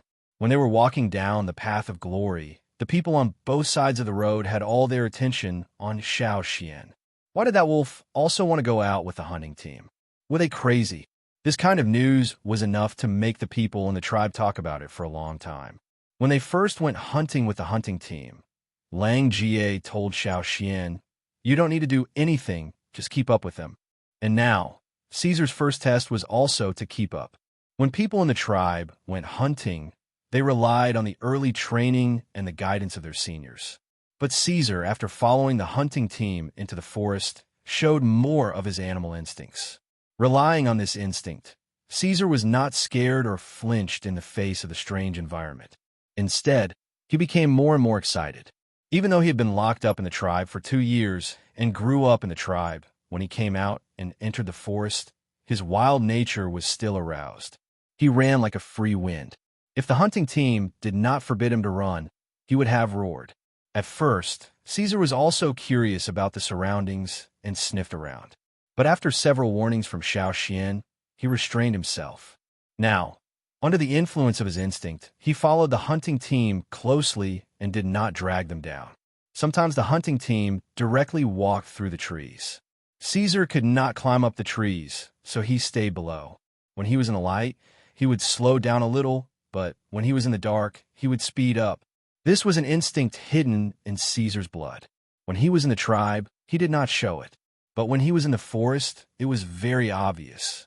Seeing that Caesar was following them all the time and did not cause any trouble, the hunting team was relieved. On the way, Caesar helped the hunting team to lure away a large beast and easily returned to the team. After climbing over the mountain, they arrived at the first stronghold. They rested for the night and started hunting in the morning. When they went down the mountain, Lang Jie said to Xiao Xian, "Xian, keep an eye on Caesar. There are traps in this area. Be careful not to let it be." Before he finished speaking, Lang Jie saw that Caesar had already walked to the area where the traps were set. He sniffed left and right, seemingly walking around randomly, but he didn't step into any of the traps. The other members of the hunting group also slowed down their steps and looked in that direction. In this area, there were very few large wild beasts and ferocious beasts. Setting up traps here was actually mainly to guard against them. If other large wild beasts or ferocious beasts chased up the mountain, these traps could be used to block them. However, at this moment, Caesar was walking inside, but there were no sounds of traps being activated. Coincidence? That was too much of a coincidence. In the area where Caesar was walking, there were more than a few traps. However, until now, none of them had been activated. Everyone turned to look at Lang Jie blushed and his eyebrows twitched. Obviously, the situation in front of him was also out of his expectation. I taught it to recognize some traps, so it has a lot of practice in this area, Xiao Xian said calmly. He had already expected that the traps over there wouldn't pose a threat to Caesar. When they were in the tribe, such traps were an essential training task every day. It knows how to avoid traps. Lang Jie swallowed his saliva and found it hard to accept. If even such a wild beast knew how to avoid traps, then who would set traps for them in the future? Will it look good there? When I come back in the afternoon, I will change the traps over there, Lang Jie said seriously. Indeed, He didn't put much effort into the traps over there. After all, the chances of them being used over there were not high, and they were only used once a year. Every time he came over, he just checked if the traps were broken, and if there were any small wild beasts that accidentally entered. Seeing Lang Jie like this, I felt funny. Well, even wild beasts know how to learn. Lang Jie, you have to work harder. After going down the mountain, Caesar didn't run far. Instead, he followed Xiao Xian closely and looked around vigilantly. 3 thorned black winds were missing at the foot of the mountain last year, but soon other ferocious beasts would enter this area. Therefore, they still couldn't let down their guard. My, there's a hole. Ong, who was in charge of scouting ahead, whispered. Hearing Aang's words, the others were all delighted. Where? After confirming that there were no dangerous ferocious beasts nearby, they immediately surrounded Ong. Xiao Xian and Caesar also went over. Ong pushed aside a bunch of knee-high grass, and a small hole was exposed. They're out, Ong said happily. The they Ong mentioned was a kind of green rodent. The hunting team called them grass rats because they looked like a mass of green grass. Their hair was thick, and they were very similar to grass. When they quietly stayed in the grass, it was hard for the hunting team to find them. They would come out during the day and at night. The reason why the hunting team was so excited was that at this time of the year, there was a kind of plant growing on the grass rats, ratwood. Ratwood was a kind of parasitic plant in its seedling stage. Its seeds were very similar to a kind of nut that grass rats like to eat.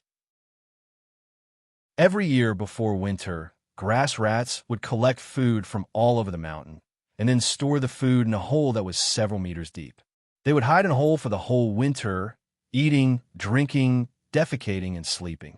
However, the climate in the basin under the mountain was different from that on the other side of the mountain. There was no snow all year round, and the winter was much warmer than on the other side of the mountain. Even so, the grass rats living in the basin still kept the habit of hibernation. When it was almost winter on the other side of the mountain, the grass rats in the basin began to store food and hide in the hole for the winter. During the whole winter, they spent most of their time sleeping. When they woke up, they would go to the granary to find food and then go back to sleep after eating. However, the seeds of ratwood that were brought back to the hole of the grass rats began to germinate after being eaten. They broke out of the grass rat's skin and grew into a seedling that was similar to the fur of the grass rats. The energy needed for the growth of ratwood all came from the grass rats because there was no yangguang in the whole underground. After a whole winter on the other side of the mountain, when the grass rats came out of their holes again, the seedlings of ratwood were almost fully grown. At a suitable time, they would detach from the grass rats and begin to lignify and grow independently. And that time period was within 50 days after the end of winter. Xiao Xian had seen the ratwood in the forest. It was a very huge tree. It was hard to imagine that such a huge tree, from the germination to the seedling stage, was actually a parasite on the grass rats. The ratwood before lignification was very beneficial to people. The children who ate the seedling of ratwood would be physically strengthened, and the time of awakening would be earlier. Of course, there's also a role of quantity. The more they ate, the more obvious the effect would be. Even if the time of awakening could not be shortened, it could still strengthen the body. Many people in the hunting group had children who had not yet awakened. For them, if they could awaken a year earlier, there would be one more warrior in their family, and they could go out hunting a year earlier with more food. For the awakened warriors, the seedling of ratwood also had a certain detoxification effect, which was better than the medicine they usually used. The people on the mountain might not care about it, but for the people at the foot of the mountain, the seedling of ratwood was indeed very attractive. What was more difficult was that the grass rats were not easy to catch. They were very good at hiding. After they left the cave, no one knew where they would go. There were many entrances to the cave, so even if one guarded one, it could still come out from another one, unless all the other entrances were blocked. Secondly, they had to hurry. If the ratwood had already separated from the grass rat, it would be useless even if they found it. Mai carefully looked at the soil at the entrance of the cave and calmly said, "Look at the soil. They should have come out for at least half a day." Hearing that it had already been a day, everyone's excitement was cooled down a lot. They had been out for so long. How could they still find it? Can Caesar find it? Ong looked at Caesar and asked Xiao Xian. We can have a try, Xiao Xian said. Hearing this, everyone's excitement was rekindled. Can it really find it? How can it find it? It has never seen a grass rat. Well, let Caesar try first. I stopped the others from asking more. His 2 children had already awakened, so they didn't need the help of the rat with seedlings. However, for its detoxification effect, they could try their best to find it. Under Xiao Xian's signal, Caesar went to the entrance of the cave and sniffed. It walked around the cave and seemed to confirm something. It had never seen a grass rat, but there was a smell around the cave, and that was a grass rat. Caesar walked a few steps in a direction and then looked back at Xiao Xian. Uncle Mai, it might be over there, Xiao Xian said. Follow it. Everyone followed behind Caesar. They were not very fast, and sometimes they would warn each other when they encountered ferocious beasts. Caesar, who was tracking, seemed to be very excited. As it sped up, Xiao Xian knew that they were getting closer and closer to the grass rat. Whoosh! Caesar shot out like an arrow, jumped high, jumped over a row of bushes in front of it, and drilled into the grass that was taller than a person. Caesar. Xiao Xian was a little worried. He was afraid that Caesar would be too excited and overlook some dangers hidden in the grass. The bushes were very dense, so it was impossible to see what was hidden inside. Nobody knew what was going on inside. After Caesar rushed in, there was a rapid rustling sound, and then a squeak. After a while, Caesar rushed out of the bushes again. Seeing Caesar, everyone's tense muscles relaxed. But soon, their attention was attracted by the green fur ball in Caesar's mouth. It's a grass rat. Quick, Xian, see if there's any ratwood on that grass rat. Everyone suddenly became excited. Caesar held the grass rat in his mouth, but he didn't bite it to death, nor did he bite it. Xiao Xian pulled the grass rat out of Caesar's mouth.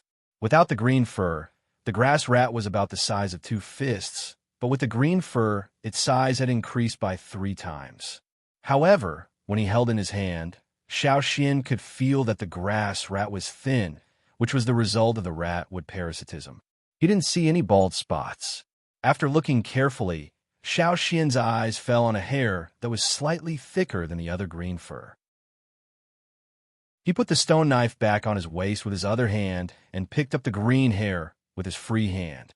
Seeing a thin brown circle of wood at the root of the green hair, Xiao Xian said with certainty, "It's still there." He handed the grass rat to the people next to him and asked them to cut the seedling of the ratwood. He then looked around. When Caesar went in, he had a bad feeling. Fortunately, Caesar came out quickly.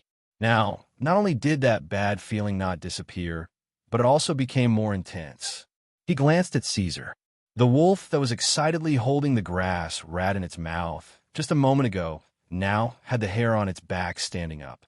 Uncle Mai, Xiao Xian whispered. Mai, who was watching his team cut the ratwood, saw Xiao Xian's reaction and realized that something was wrong. He made a gesture to the others. This is a good activity where a pie falls from the sky. Cool phones are waiting for you.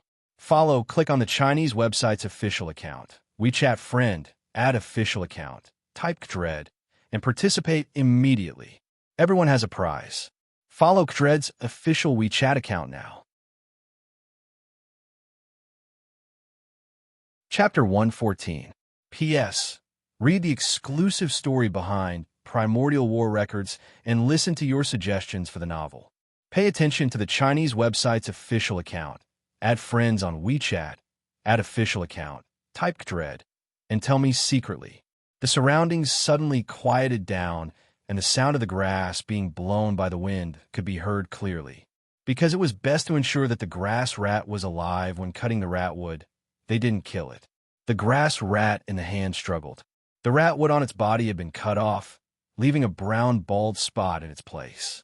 But in half a year, the bald spot would be covered by green hair again. I gave the person a look, and the person holding the grass rat bent down slightly, put the grass rat on the ground, and let go. The grass rat that regained its freedom quickly rushed to the tall grass from before.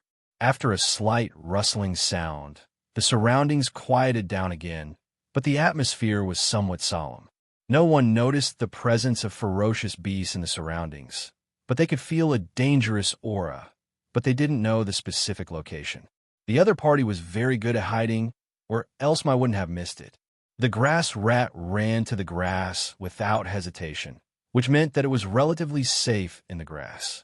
Half of the team focused on the opposite direction of the grass, while the others continued to pay attention to the surroundings. Whoosh! It sounded like the wind blowing, but there was only a light breeze around, and the wind wasn't strong enough to cause such a sound. Caesar's throat made a low growl, and at this moment, everyone's nerves were tense. Whoosh! There was another small but rapid sound, as if something was flying quickly. It was close. The surrounding trees weren't dense, and Yangguang illuminated the forest brightly. A black shadow flashed under Yangguang.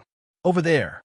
Mai rushed over, and at the same time, another black shadow flashed by. In the past, the wild beasts and ferocious beasts in the forest would first attack the weakest in the team, and Xiao Xian would bear the brunt of it. He had experienced it for a whole year last year, and the other's first reaction was to protect Xiao Xian. But this time, the other party charged straight at Caesar.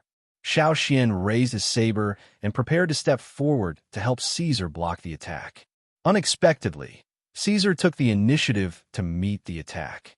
Within a short distance, Caesar instantly accelerated. His speed was almost pushed to the limit. Like a tightened and loosened bow, he shot out and collided directly with the flying creatures. Bang! Puff! The sound of collision and the sound of flesh being cut rang out. The two landed on the ground and started fighting. It was a creature that looked like a bat with a winged claw. Its wingspan was about 2 meters. It was probably bitten by Caesar, so it couldn't fly up immediately after landing. However, such a creature should only be active at night. Why would it come out in broad daylight?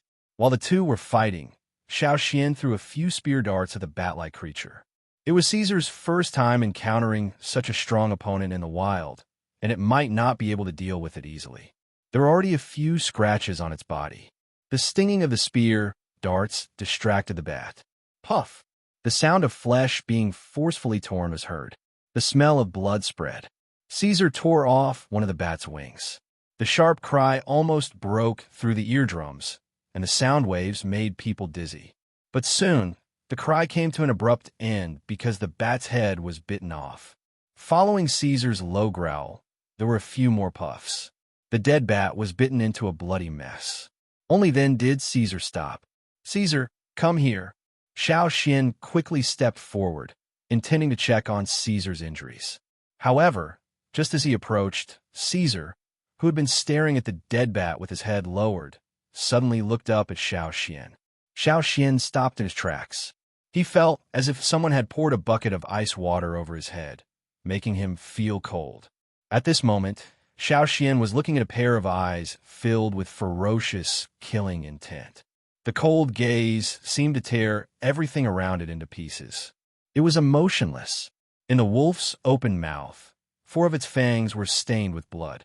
Blood dripped down the fur around its mouth. Xiao Xian knew that at this moment, Caesar's ferocious nature, which had been suppressed for 2 years, had awakened. Xiao Xian remembered the pack of wolves in the forest where the hunting ground was located. Caesar was similar to those ancient wolves. Even if he had been a cub, even if he had lived in the tribe for the past 2 years, even if Caesar had gotten along well with the people around him, the ferocious nature was still hidden in his body. It was only waiting for an opportunity to awaken again, like a volcanic eruption. The longer he suppressed it, the more intense the eruption would be. Looking at Caesar, who was crouching beside the bat, Xiao Xian tightened his grip on the stone knife in his hand. If Caesar could not control his ferocious nature and attacked everyone, the hunting group would not spare him. Xiao Xian would stab him himself, and no one else would have to do it. After 2 years of raising him, it was impossible to say that he had no feelings for him. Over the past 2 years, he had grown from a cub that could be held with one hand to a wolf that was taller than himself. Many things had happened in between. From a cave to his own house, Xiao Xian had grown from a thin child to a totem warrior. Caesar had always been by Xiao Xian's side. However, at this moment, both Xiao Xian and Caesar, who had lost his mind, had to make a choice. First, if he attacked the hunting group, Xiao Xian would stab him himself. Second, if he did not want to stay in the hunting group anymore, Xiao Xian would let him go for the sake of the past 2 years. Third, he could control his ferocious nature and come back. Xiao Xian put his free hand behind his back and made a gesture to the people who were on guard against Caesar, telling them not to move. His eyes were fixed on the wolf that was less than 10 meters away from him. Caesar, what will you choose? In fact, when he decided to bring Caesar out, Xiao Xian had thought about such a situation. Although he did not want to face it, if he stayed in the tribe and did nothing but eat and sleep, he would become everyone's food sooner or later. The shaman had given him a tattoo, but he could take it back. Here, a pet that only enjoyed a comfortable life was not allowed. He needed to prove his value. Blood flowed from the corners of the wolf's mouth, and its eyes were filled with killing intent. It stood there, panting. Every time it breathed, it would carry the thick smell of the blood of this strange bat. However, looking at Xiao Xian, the wolf's murderous look gradually faded away, and his eyes became clear. Wiping the blood from his mouth, Caesar looked up at Xiao Xian and then walked toward Xiao Xian. Xian, Lang Jie could not help but remind him. They were really frightened by Caesar's appearance. In the tribe, everyone said that Caesar was a wolf that had lost his spirit and that he was useless. Many people said that Caesar should be eaten as food. However, what was wrong with Caesar just now? Lost his spirit? Bullshit. That murderous look made Lang Jie shiver, and he almost threw the spear in his hand at him. Useless? He even tore off the wings of that monster just now. How could he be called useless? Sure enough, a beast was still a beast. His ferocity was still there. Xiao Xian waved his hand behind his back again, telling Lang Jie and the others not to make a move for now. Caesar lifted his foot and slowly walked towards Xiao Xian. His wolf claws were still stained with blood. Every step he took, he left a bloody footprint. His fur was also stained with blood when he tore off his wings, making him look even more ferocious. 8 meters, 5 meters, 3 meters. Xiao Xian looked at the wolf that was getting closer and closer. His eyes were calm, but his heart was beating faster. He stretched out the hand behind his back, but the other hand was still holding the stone knife, ready to deal with any changes. Caesar panted as he slowly walked in front of Xiao Xian. He looked at Xiao Xian, then lowered his head, as if he knew that he had done something wrong. He lowered his ears and rubbed his head against Xiao Xian's outstretched palm. The moment his palm touched the wolf's head, Xiao Xian let out a long breath and put down his hand that was holding the stone knife. As usual, Xiao Xian would rub Caesar's head after completing the task successfully. Well done. Caesar's head swayed along Xiao Xian's hand. He even stuck out his tongue and licked Xiao Xian's hand, getting some bat blood on Xiao Xian's hand. Xian, are you okay now? Lang Jie stuttered. Caesar looked the same as usual, but after what happened just now, he didn't dare to approach him. He didn't put down the spear in his hand. I'm okay now. Xiao Xian knew that the others in the hunting group would have to guard against Caesar for a while, but he knew that it would get better gradually. After this incident, Caesar's ferocity came back, but it was good that he could control himself. Pulling Caesar aside, Xiao Xian checked the claw marks on his body. He took out some powder that he made to treat external injuries and sprinkled it on the wounds. He wanted to see if it would work. After Xiao Xian pulled Caesar aside, Lang Jie and the others walked over to check the dead bat. The other one had been killed by Mai. That one was bigger than the one Caesar killed, with longer and sharper claws. If Caesar had fought against that one, he would have been badly injured. Why did these things come out in the daytime? Another older warrior in the hunting group asked, Is it the same as last year's Thorn Blackwind? It also came out in the daytime. Someone asked, No, it's not the same. Mai shook his head. The Thorn Black Wind came out to take revenge on us. But why did these things come out? I've been hunting for so many years, and I've only seen them a few times. The group fell into silence. They were not afraid of these creatures. In fact, these two were not very powerful in the forest. But they were afraid that there might be some trouble behind them. Every abnormal situation in the forest could be a sign of something big. While they were in silence, they suddenly heard a few whistles. All the members of the hunting group were here, but no one blew the whistle. Obviously, the whistles were not from their own group, but from other groups. "You guys stay here. We'll go and have a look." Ma led a few people and rushed towards the direction where the whistles came from. After a while, Ma and the others came with 5 people. The 5 of them all had different degrees of injuries.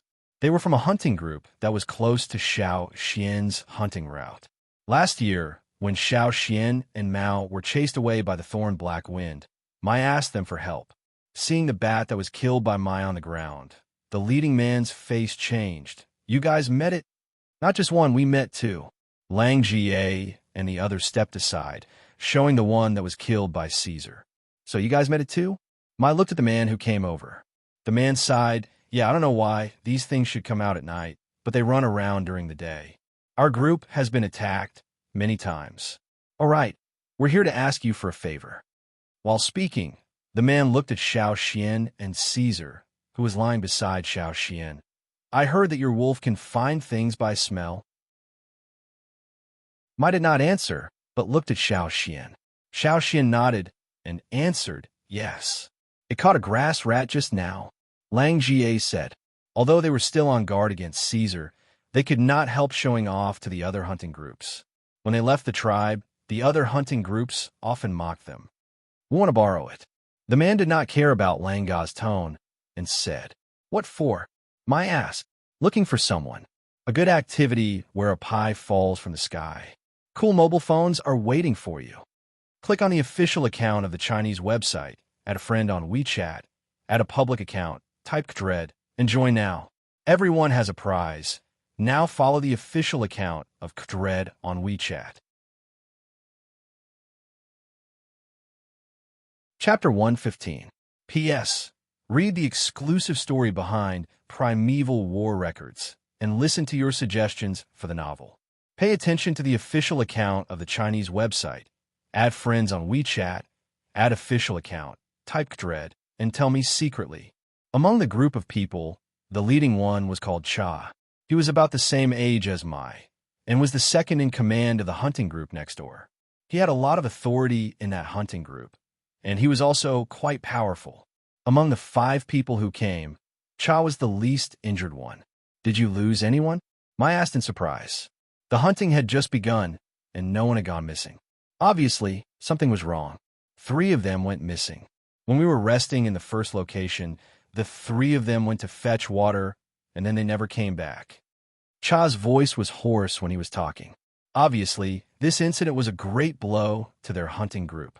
If something had happened to them during the hunting, it would be fine. But they went missing without any reason, and even their bodies could not be found. They were not willing to give up just like that. The place where they fetched water was also on the mountain, not too far from the cave. There were no dangerous, ferocious beasts either. But we didn't see any of them until night fell. Chung brought some people to look for them, but they didn't find them. They only found some traces near the place where they fetched water, but it was not enough to find them. After that, we waited for half a day, and we also searched everywhere, but we still didn't find them. But when we were looking for them, we saw a lot of these things. Cha rubbed his tired face and pointed at the bats on the ground. They attacked the hunting group on their own initiative, and it was daytime. There were more than 10 of them, and a few of us were injured. Chung asked me to bring some people here to ask for your help, but I didn't expect that these things had already flown here. Xiao Xian listened to him and noticed that Caesar next to him was a bit strange. He looked at his wound and found that it was not getting worse. The color of the blood was still healthy, but Caesar looked very tired. "He was bitten, right?" Cha said. "After being bitten by those things, he will feel weak all over, but he won't die. Give him some of this." Cha handed Xiao Xian a root-like thing. Xiao Xian had learned about herbal medicine from a shaman for a long time, so of course he knew what it was. This kind of root could refresh one's mind, and could also cure some narcotic poisons. However, it was very difficult to find them in the hunting ground. Besides, Cha and the others didn't think highly of Caesar before they set off for the hunting trip. They even laughed at Mai for allowing Caesar to come with them. But now, Cha was actually willing to take him out. Seeing Lang Jie and the others looking at him, Cha said helplessly, I still need him to help me find people. That was true. Who asked you to laugh before? Now that you need help, you're looking for it, right? Lang Jie and the others really wanted to show off, but when they thought of what had happened, their hearts sank again, disappearing without a trace. Not even a trace of the person could be found. Just hearing about it made one shiver. They were not afraid of fighting ferocious beasts, but they were always nervous about the unknown. What did Chung say? Mai asked. Chung said that the person who fetched the water might have been bitten by those things. He couldn't fight back, and might have been dragged away by those things. But there weren't many traces, so it's hard to find him. Cha looked at Caesar again, who was getting more and more energetic. I hope it can help. Xiao Xian checked the wounds on Caesar's body. After making sure there were no problems, he focused on the 2 dead bats. The saliva of these bats had a strong narcotic effect. Xiao Xian pried open their mouths with a stone knife and found that their upper incisors were much bigger than the other molars, and their canine teeth were as sharp as knives. The wounds on Caesar's body were caused by these teeth. Creatures with teeth like these obviously ate flesh and blood. In addition, these bats had sharp claws, strong hind limbs, and a pair of big eyes. How is it? Can we go now? Cha was a bit anxious. The longer they stayed, the harder it would be to find them. He still didn't know how the hunting team was doing. Mai looked at Xiao Xian and saw Xiao Xian nodding, which meant that Caesar had recovered. Mai said, Okay, let's go. The hunting team went back to the cave first and brought some stone tools, just in case. Cha led them, but they didn't go up the mountain. Although it was less dangerous up there, they had to take a long detour. They were in a hurry and had to get there as soon as possible. So they chose the shortest route. On the way, they met a few more bats like that, and they killed them together. Be careful, guys. Scratches are not so bad, but bites are more important. I don't have enough medicine. Cha reminded them. There are less prey in the hunting ground. The giant antler deer and giant yak herds have all left their original places and run further away. Even the ferocious beasts are less. This is something that we have never seen before. Hearing this, everyone knew that it was not a good sign. If there were less prey, they might be taken away by other predators. The giant antler deer and giant yak herds might be moving away to avoid this dangerous place. However, even the ferocious beasts were less in the hunting ground. What could make them afraid? It's not a good thing. Lang Jie and the others whispered.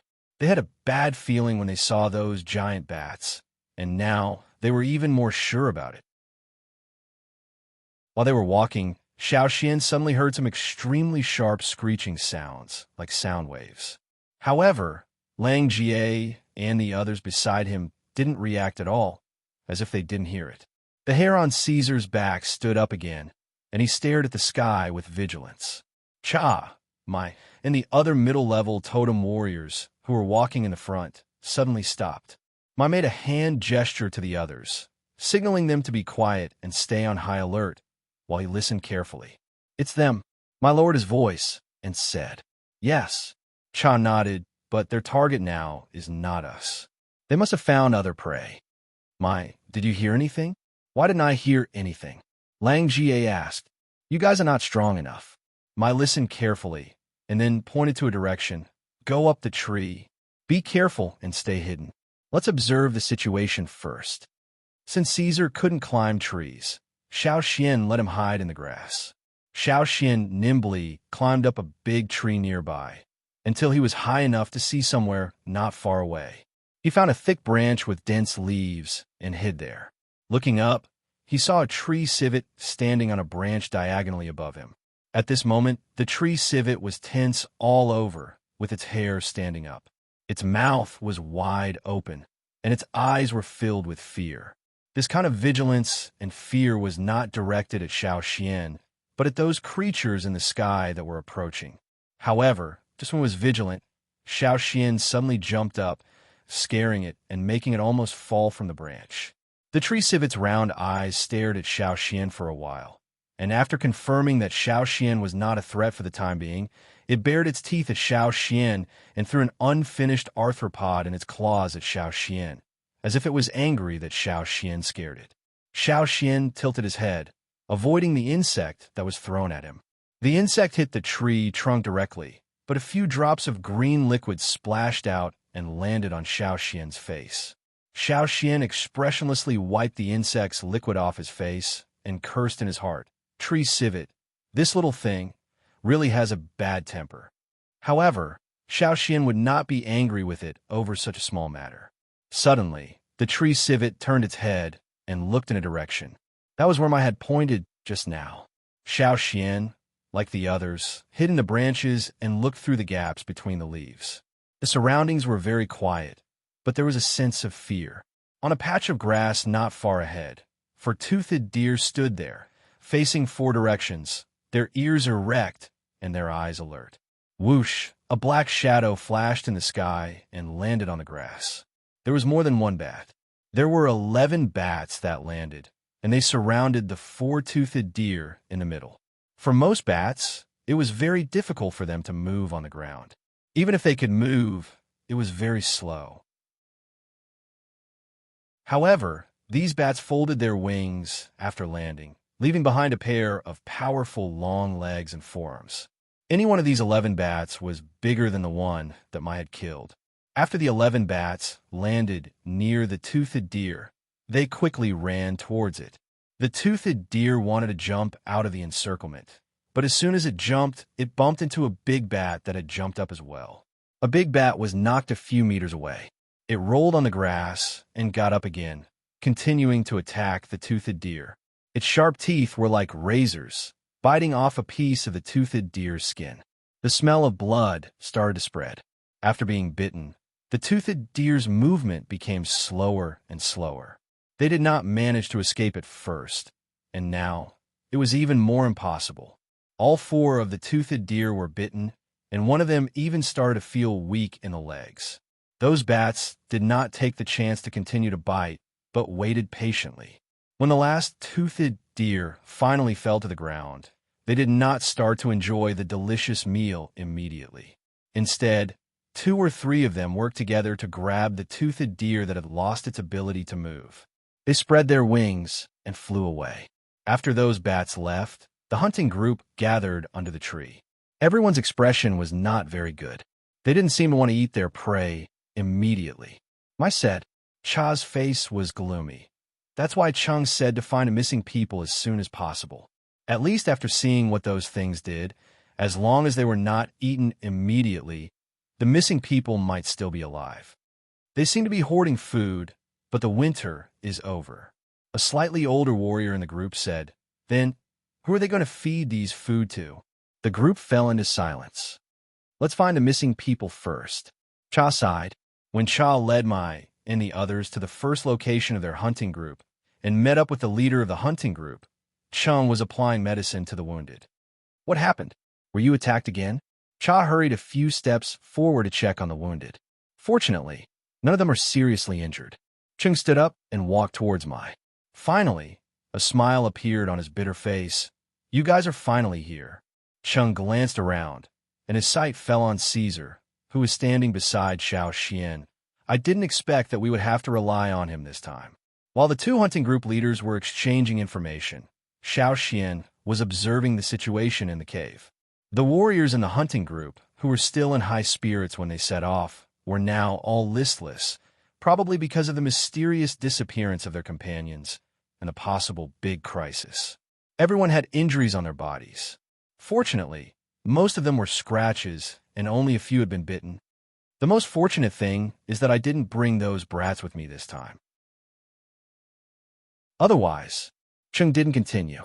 If there were any newly awakened young warriors in the team, they would definitely be the ones to be attacked the most. Just like Xiao Xian last year, the newly awakened young warriors did not have much hunting experience. If they were not careful, they would die. Xian, it's up to you and Caesar now, Cheng said. This is a good activity where a pie falls from the sky. Cool phones are waiting for you. Click on the Chinese website's official account, add a friend on WeChat, add a public account, type Dread, and participate immediately. There's a prize for everyone. Follow Dread's WeChat public account now. Chapter 116. P.S. Read the exclusive story behind Primeval War Records and listen to your suggestions for the novel. Pay attention to the official account of the Chinese website, add friends on WeChat, add official account, type dread, and tell me secretly. There is still some time before nightfall. In order to find the missing people as soon as possible, the team leader immediately led Xiao Xian out to have a look. I want to know, after they left the cave, did they go directly to the place where they fetched water? Chung said to Xiao Xian. Although he knew that the missing people went to fetch water, Chung still wanted to ask Caesar for help to make sure. Okay, Xiao Xian answered. When they were in the cave, Xiao Xian asked someone to bring the items used by the missing people and let Caesar smell them. Therefore, Caesar remembered the scents of the 3 missing people. Chung and I led about 10 people each and went out with Xiao Xian. We tried to follow those things, hoping to find their nest. However, after following them for a few times, we found that their caves were all different, said Chung. Chung went to ask Mai for help. Firstly, he wanted to borrow Caesar to try to find the missing people. It would be best if he could find out which cave the missing people were taken to. Secondly, no matter whether he could find the missing people or not, they had lost 3 people all of a sudden. The current situation was still a bit strange, so they had to ask for help in advance. And the people they asked for help were naturally Mai's team, which was the closest to the hunting route. Chung sighed and looked at Wolf, who was walking in the front. Caesar walked in front of the team, walking and sniffing. After leaving the cave, they were indeed on the way to the place where they fetched water. However, on the way, Caesar stopped. After observing Caesar's reaction, Xiao Xian said, "One of them went that way." Chung looked at the direction Xiao Xian pointed and shook his head. There is no cave, no forest, and no water there. We don't usually go there. We didn't look carefully over there, said Cha. Chung stayed silent for a few seconds and said, "Let's go to the place where they fetched water first." There was only one person who left halfway, but all 3 of them were missing. What happened to the other 2 who went to the water point? The place where Chung and his hunting group got water was a natural pond, which was near the mountainside, not too far away from their first stronghold, the cave. We usually come here to fetch water, at least 3 people at a time. There are no dangerous beasts on the mountain. Even if we encounter one, we can escape smoothly. I'll come here to fetch water several times. But it's different this time. Cha pointed at the grass under his feet. There are some marks on the grass, probably from when the missing person fell to the ground. A lot of the grass was crooked.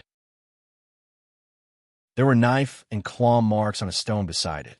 The knife marks belonged to the missing warrior. The claw marks were similar to the claws of the bats, and they were even bigger than the bats he had seen before.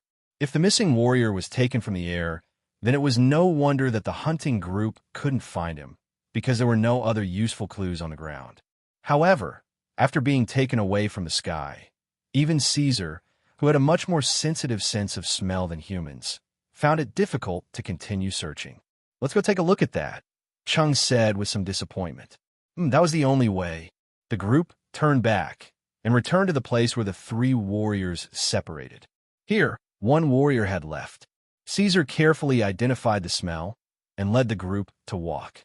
At first, they were only at the mountainside, but then they walked up the mountain. I remember that there are a lot of rocks in that area, and it's not easy to walk. "We only came here once a long time ago," said Cha.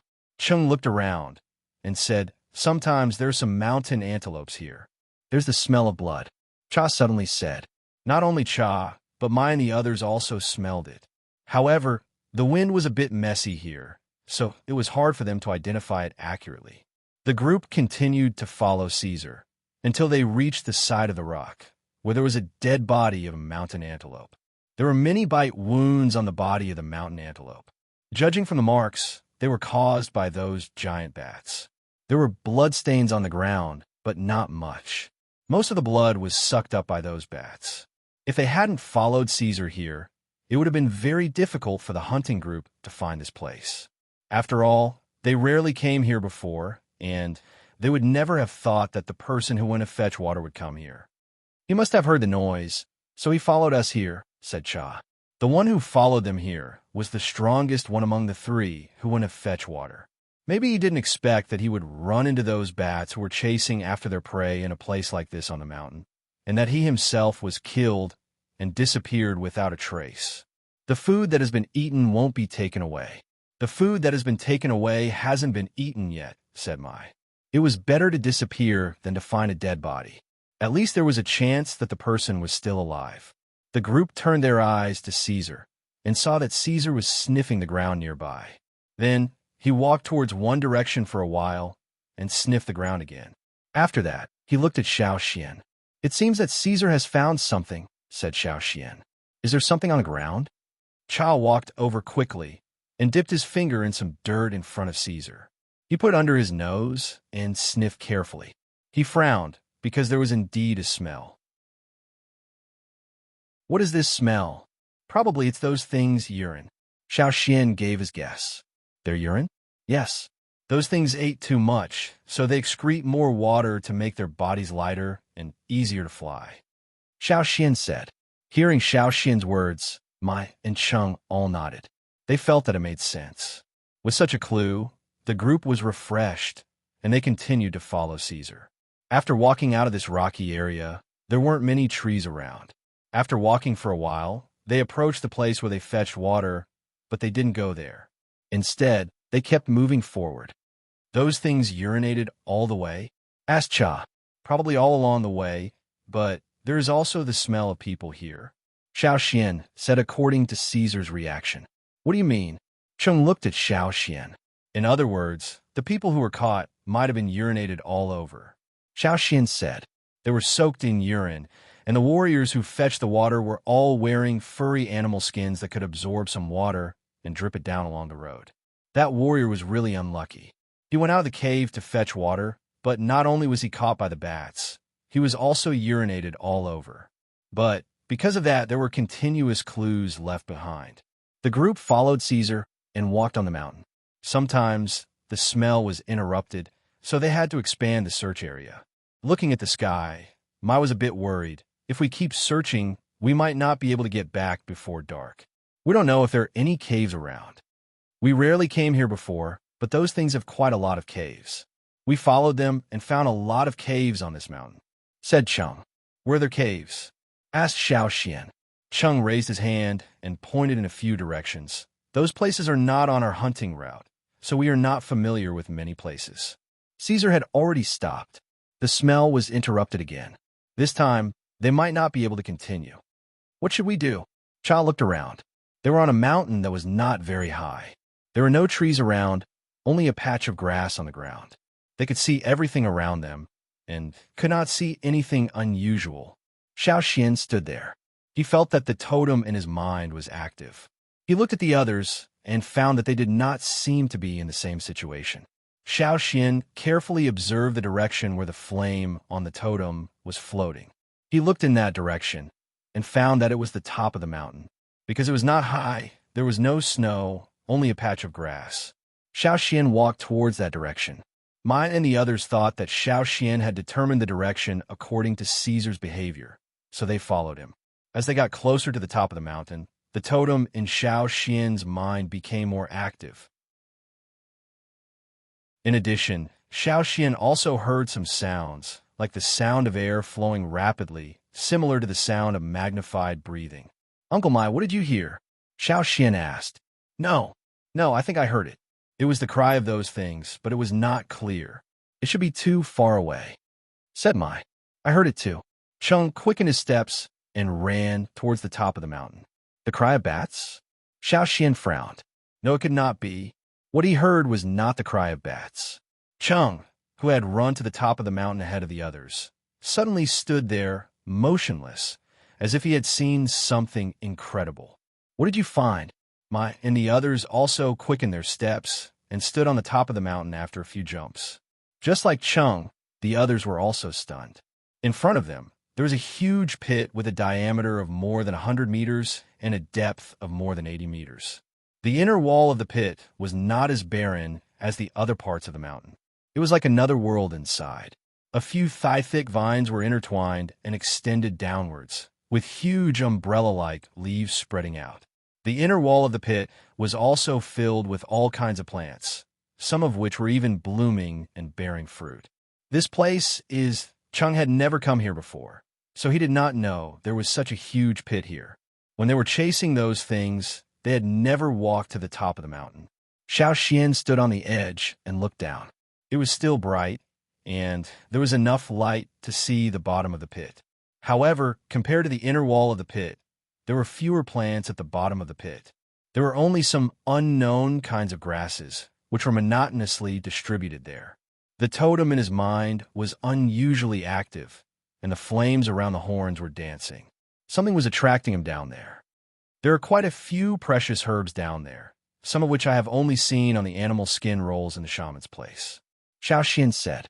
Mai and Chung looked at each other and said, "Let's go down and have a look first. You guys wait and see." Mai, Jia, Chung, and the others went down along the vines to see if there was any danger in the pit.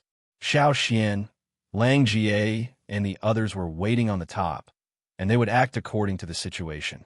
Just like what Xiao Xian had said, there were many herbs growing well in the pit. Some of them were the ones they used to resist the bat's poison. There were quite a lot of them, which was a pleasant surprise for the hunting team.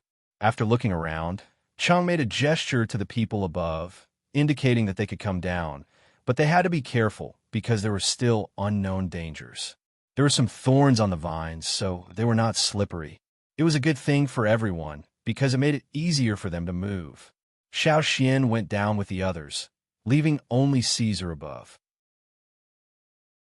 There were many medicinal plants around the inner wall of the pit, so they cut down the ones they knew that could be used in emergencies first. Xiao Xian did not pay attention to the rare plants around first. After landing at the bottom of the pit, he felt that the flames on his totem seemed to be excited. He looked down at his feet. It was a field of bat shit. This is a good activity where a pie falls from the sky. Cool phones are waiting for you. Click on the Chinese website's official account, add a friend on WeChat, add a public account, type Kdred, and participate immediately. There's a prize for everyone. Follow Kdred's WeChat public account now.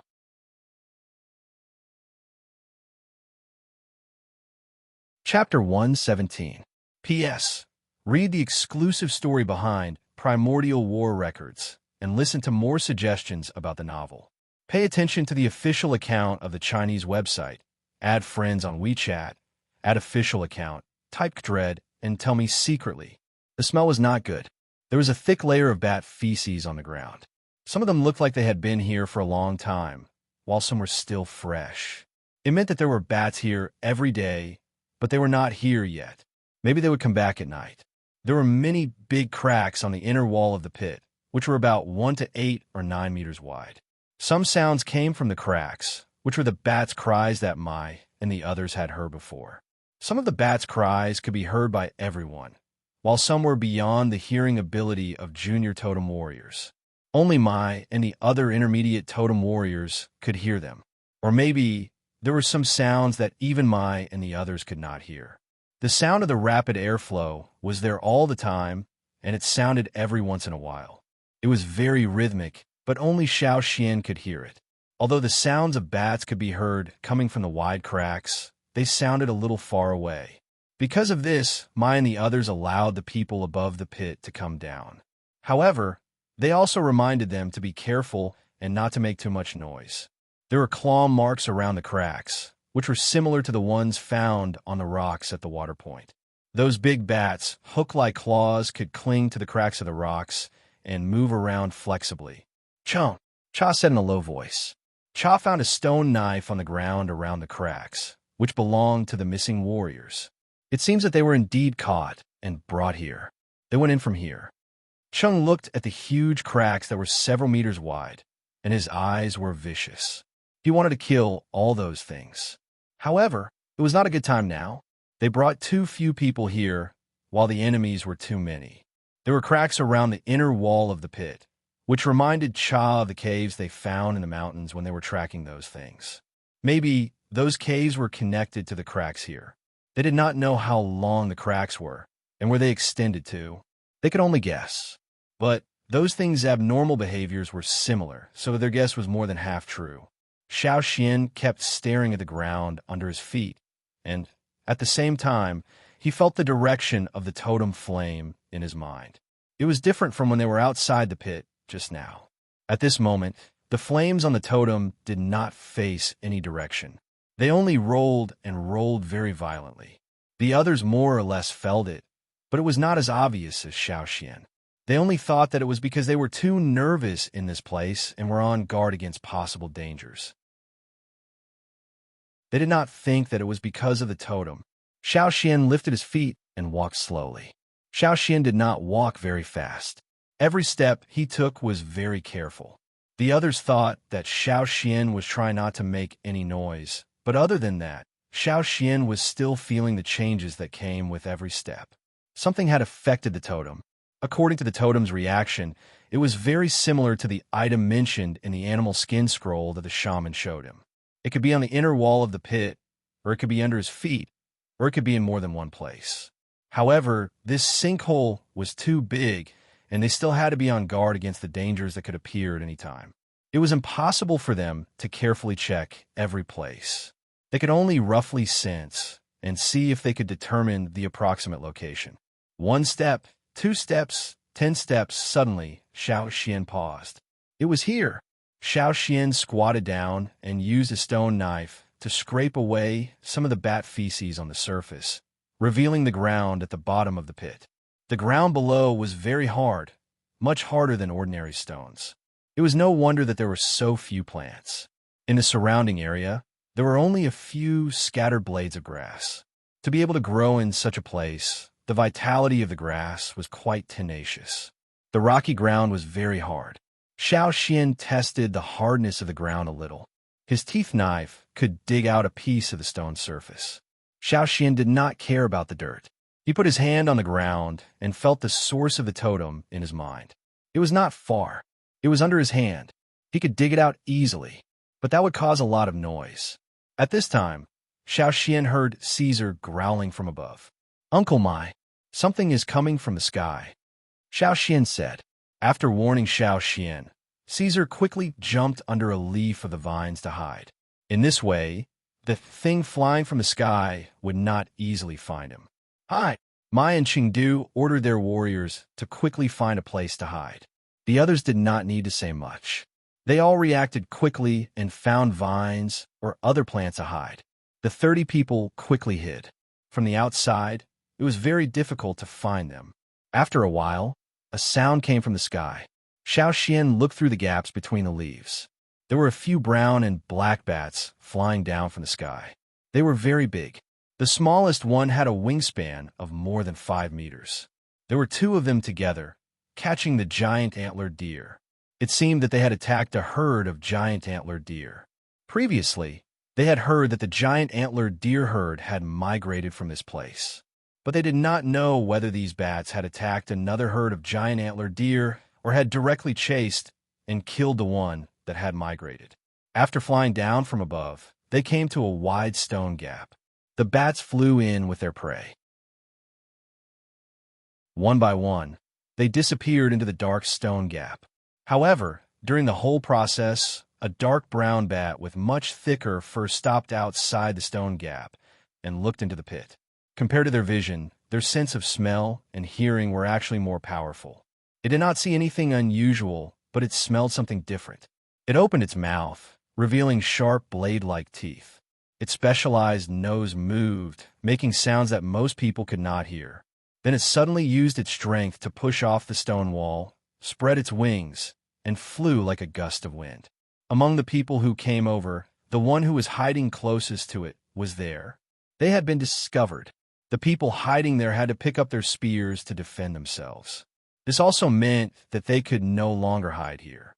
They had to leave as soon as possible. The number of bats here was much greater than theirs.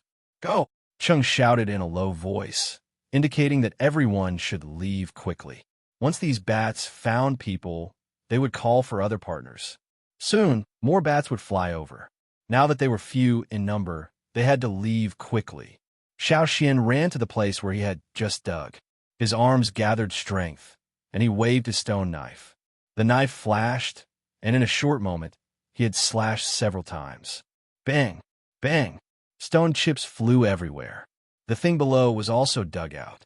Holding it tightly in his hand, Xiao Xian did not care about anything else. He quickly stepped on the ground and retreated. He did not care about how much bat feces was on his trousers. He ran to the side of the vines and climbed up along the vines like an agile monkey. Just now, when Xiao Xian was digging, Mai heard the sound and looked over. What he saw made him so angry that smoke almost came out of his head. What the hell was wrong with Xian? Even if it was a rare herb, it was more important than his life. Instead of running for his life, he was digging. Fortunately, Xiao Xian's movements were fast. From digging to escaping along the vines, it took less than a breath's time. He did not fall behind the others. After getting out of the pit, Cheng led the others and ran towards the cave of the first stronghold. "Get out of here!" A sharp cry came from the giant pit. Everyone heard it. When they looked back, they could not help but feel numb. In the sky above the giant pit, large bats were flapping their wings, and more were flying out. They were densely packed. They sped up and began to run for their lives. This time, they did not go up the mountain. There are not many trees on the mountain, so they might as well go down the mountain. There, they could lure some ferocious beasts to block the bats. Compared to the bats, they felt that the ferocious beasts in the forest were much more adorable. Of course, the species of ferocious beasts also depended on the species.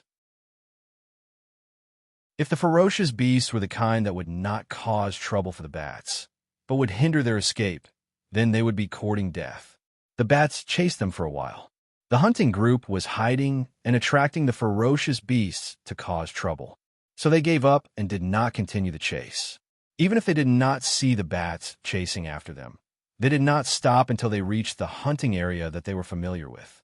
Then they slowed down. Here, they needed to slow down and make sure that there were no bats following them. Otherwise, if the bats followed them to the cave of the first stronghold, then they would be in trouble. "How is it?" Mai looked at Cheng, Cha, and the others who were carefully observing the surroundings. "They did not follow us," Cheng answered. Then he looked at Caesar. Judging from the wolf's reaction, he did not seem to be in big trouble. Only then did everyone take a long breath. After counting the number of people and making sure no one was missing, Mai felt a little relieved. However, when he saw Xiao Xian, his anger was ignited again. Mai strode over and grabbed Xiao Xian's animal skin coat and said angrily, "Do you want to die? What are you digging for? Do you know you were almost caught and eaten by them? I should have let you stay outside." It was rare for Mai to be so angry. He treated Xiao Xian as his own junior. When Xiao Xian had an accident last year, he regretted not paying more attention to him. Fortunately, Xiao Xian was safe and sound. But today, Xiao Xian, who had been behaving well and obeying orders, actually did something like that. Under such an emergency situation, what was worth taking such a risk? Cha sat on the ground and panted. He shook his head and thought, "Luckily he is not from my team, or I would definitely beat him up." Xiao Xian, who was lifted up by Mai's coat, was also stunned. He had never seen Mai so angry since the first day he joined the hunting group. However, Mai was doing this for his own good. He was not scolding him, but just caring about him. Lang Jie wanted to say something to comfort Mai, but as soon as he took a step forward, he was stared at by Mai. He smiled embarrassedly and did not dare to move forward. "What are you doing this for? What did you dig up? Take it out." If it were not for the situation, Mai would have roared out loud. "Sorry, I was too impulsive." Xiao Xian also knew that he was too impulsive. He had to calm down next time. As he said that, Xiao Xian reached out his fist, palm up, and slowly opened his fingers in front of Mai, revealing the thing in his palm. "It's just Seeing the thing in Xiao Xian's palm, Mai suddenly thought of something. Before he could finish his sentence, he was stuck there as if someone was choking his neck. His face turned red, and for a moment, he almost stopped breathing, as if he could not believe what he saw. Cha stood up and wanted to take a closer look. Unexpectedly, as soon as he stood up, he was pushed aside by Cheng, who walked quickly to him. Pushing aside the debris in front of him, Cheng stared at the red crystal in Xiao Xian's hand. His eyes were red like Mai's, but no one knew whether it was because he was too excited or because of the light refracted by the small crystal. Fire crystal. What good activity where a pie falls from the sky. Cool phones are waiting for you. Click on the Chinese website's official account add a friend on WeChat, add a public account, type dread, and participate immediately. There's a prize for everyone. Follow Dread's WeChat public account now.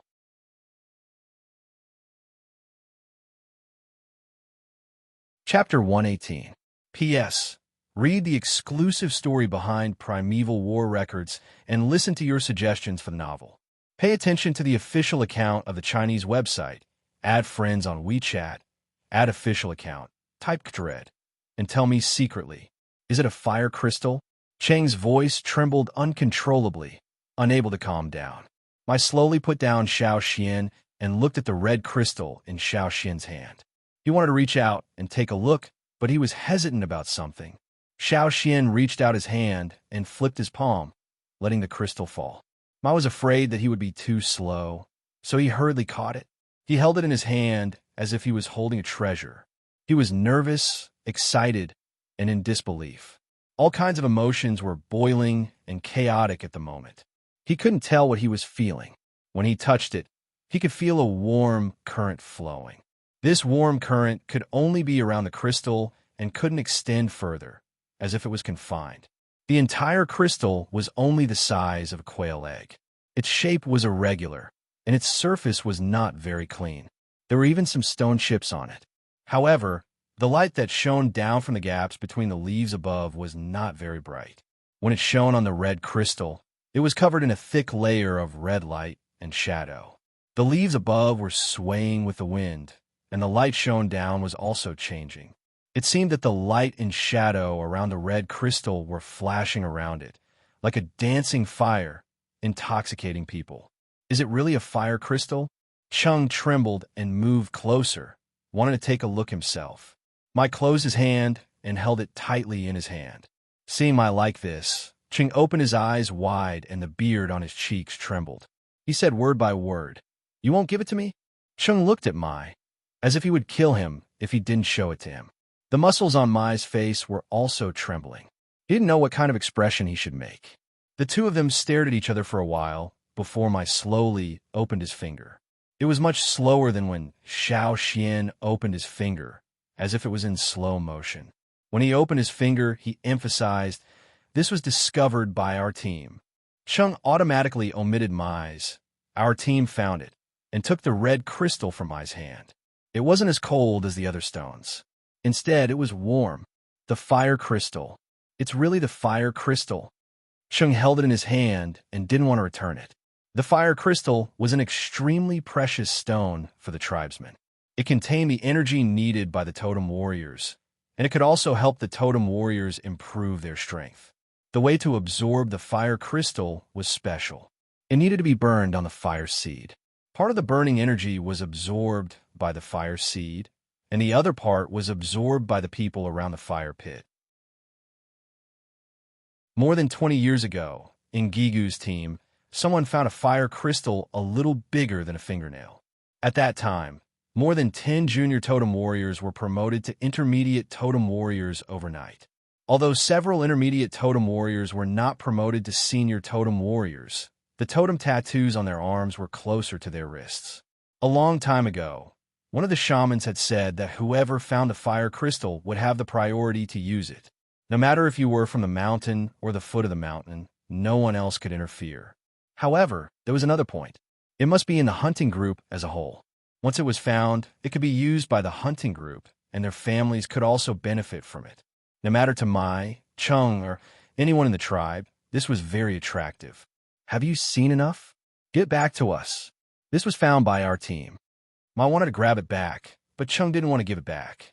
Xiao Xian watched the two team leaders grab a stone regardless of the time and place. Weren't they afraid of attracting the bats and ferocious beasts by making such a big noise here? While the two were grabbing, Cheng said, "Our team is also here. You are not the only one here. Don't try to take it all by yourself." Seeing the two team leaders like this, the warriors in the two teams also began to discuss. Some of them didn't know what the fire crystal was, but after being told by their teammates, they understood. They looked at Cheng's clenched hands with burning eyes. The warriors in the tribe had a persistent desire for power. This desire made them willing to take any risk and face any crisis. The two sides were in a stalemate for a while. Suddenly, someone asked Xiao Xian, "Xian, where did you find the fire crystal?" Hearing this, the two team leaders stopped and looked at Xiao Xian. "It's in that big pit," said Xiao Xian. "I didn't want to fight with Cheng. Anyway, Cheng couldn't take it all by himself. Before you left, you were digging for the fire crystal?" I asked. "Yes. At that time, I felt something under my feet. It felt good. Later, when I was running away, I didn't want to give up, so I dug it out." Xiao Xian said, "Sorry, I will be calmer next time." "No, no, no. If it were me, I would be even less calm."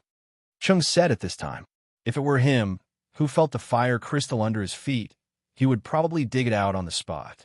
However, this might not be noticed by everyone. After all, Xian was with the shaman. Everyone attributed Xiao Xian's discovery of the fire crystal to the shaman in their minds. As long as it was related to the shaman, they would believe it without question. At this time, Cha couldn't help but think, why wasn't he on our team? But soon, everyone realized one thing. Cheng's breathing was a little messy.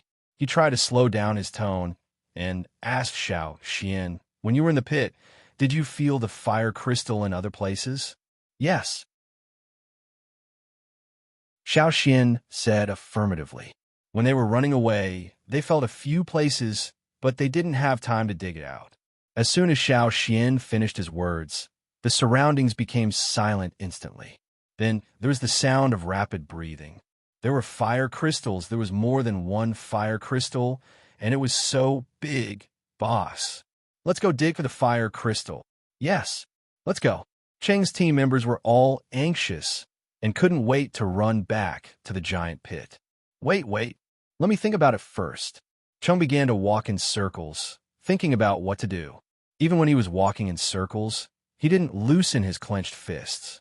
Xiao Xian found that the people in the tribe seemed to like to walk in circles when they were excited.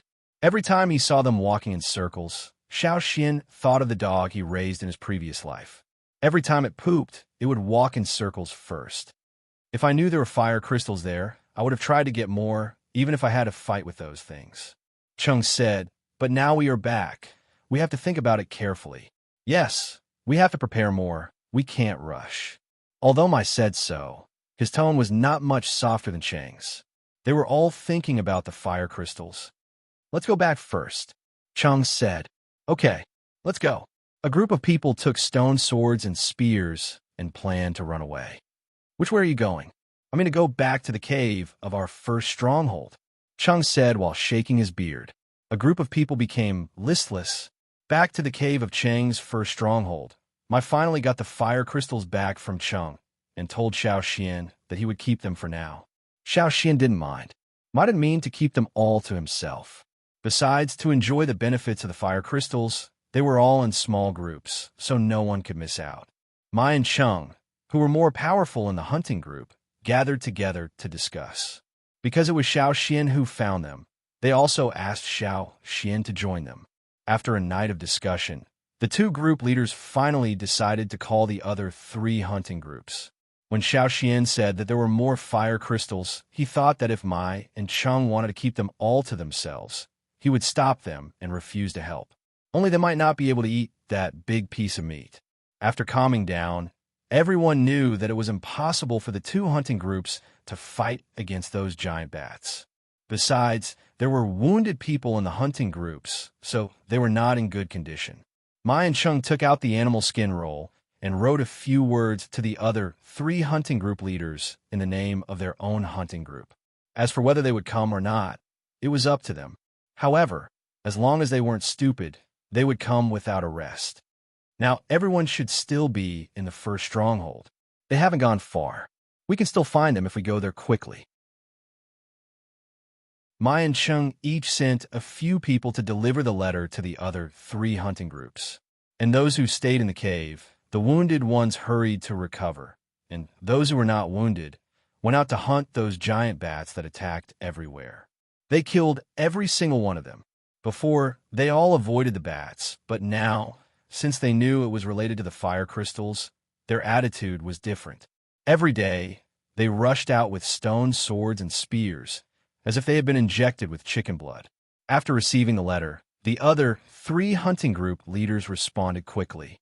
The fastest one came the next day, and the slowest one came the morning of the 3rd day.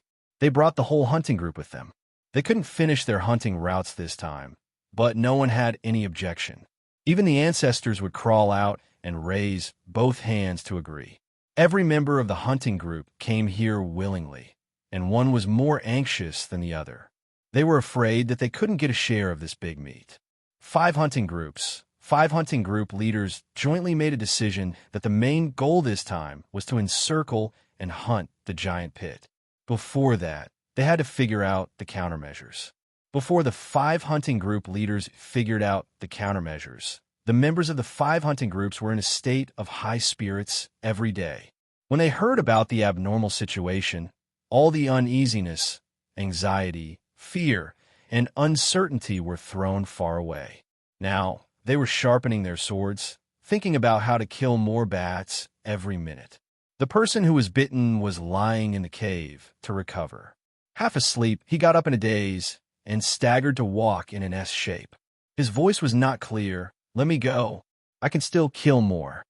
His teammates smiled apologetically to the others in the cave and then walked over to pull him back. Yes, you can still kill more." Then, with a punch, he knocked the man out, dragged him to the side, and left him there to recover quietly. After that person settled his teammates, he turned around and saw that everyone was looking at him. He said innocently, "Our boss said that there isn't enough medicine. The people who were bitten will be fine after taking some medicine and sleeping. They will also recover their strength." The 5 hunting groups all gathered in the cave that became their first stronghold. It was a little crowded, but it didn't matter. Everyone was full of hope now. Everyone was looking forward to being promoted as soon as possible. And the others were looking forward to being closer to advanced warriors. In normal times, they could enjoy relatively less resources. Most of them lived at the foot of the mountain. They were more ambitious for themselves and for the next generation. As for the advanced group, well, the advanced group was too far away to find them. What a good activity of pie in the sky. Cool mobile phones waiting for you. Click on the official account of the Chinese network. Add friends on WeChat. Add a public account. Type Kdred and join now. Everyone has a prize. Follow the official account of Kdred now.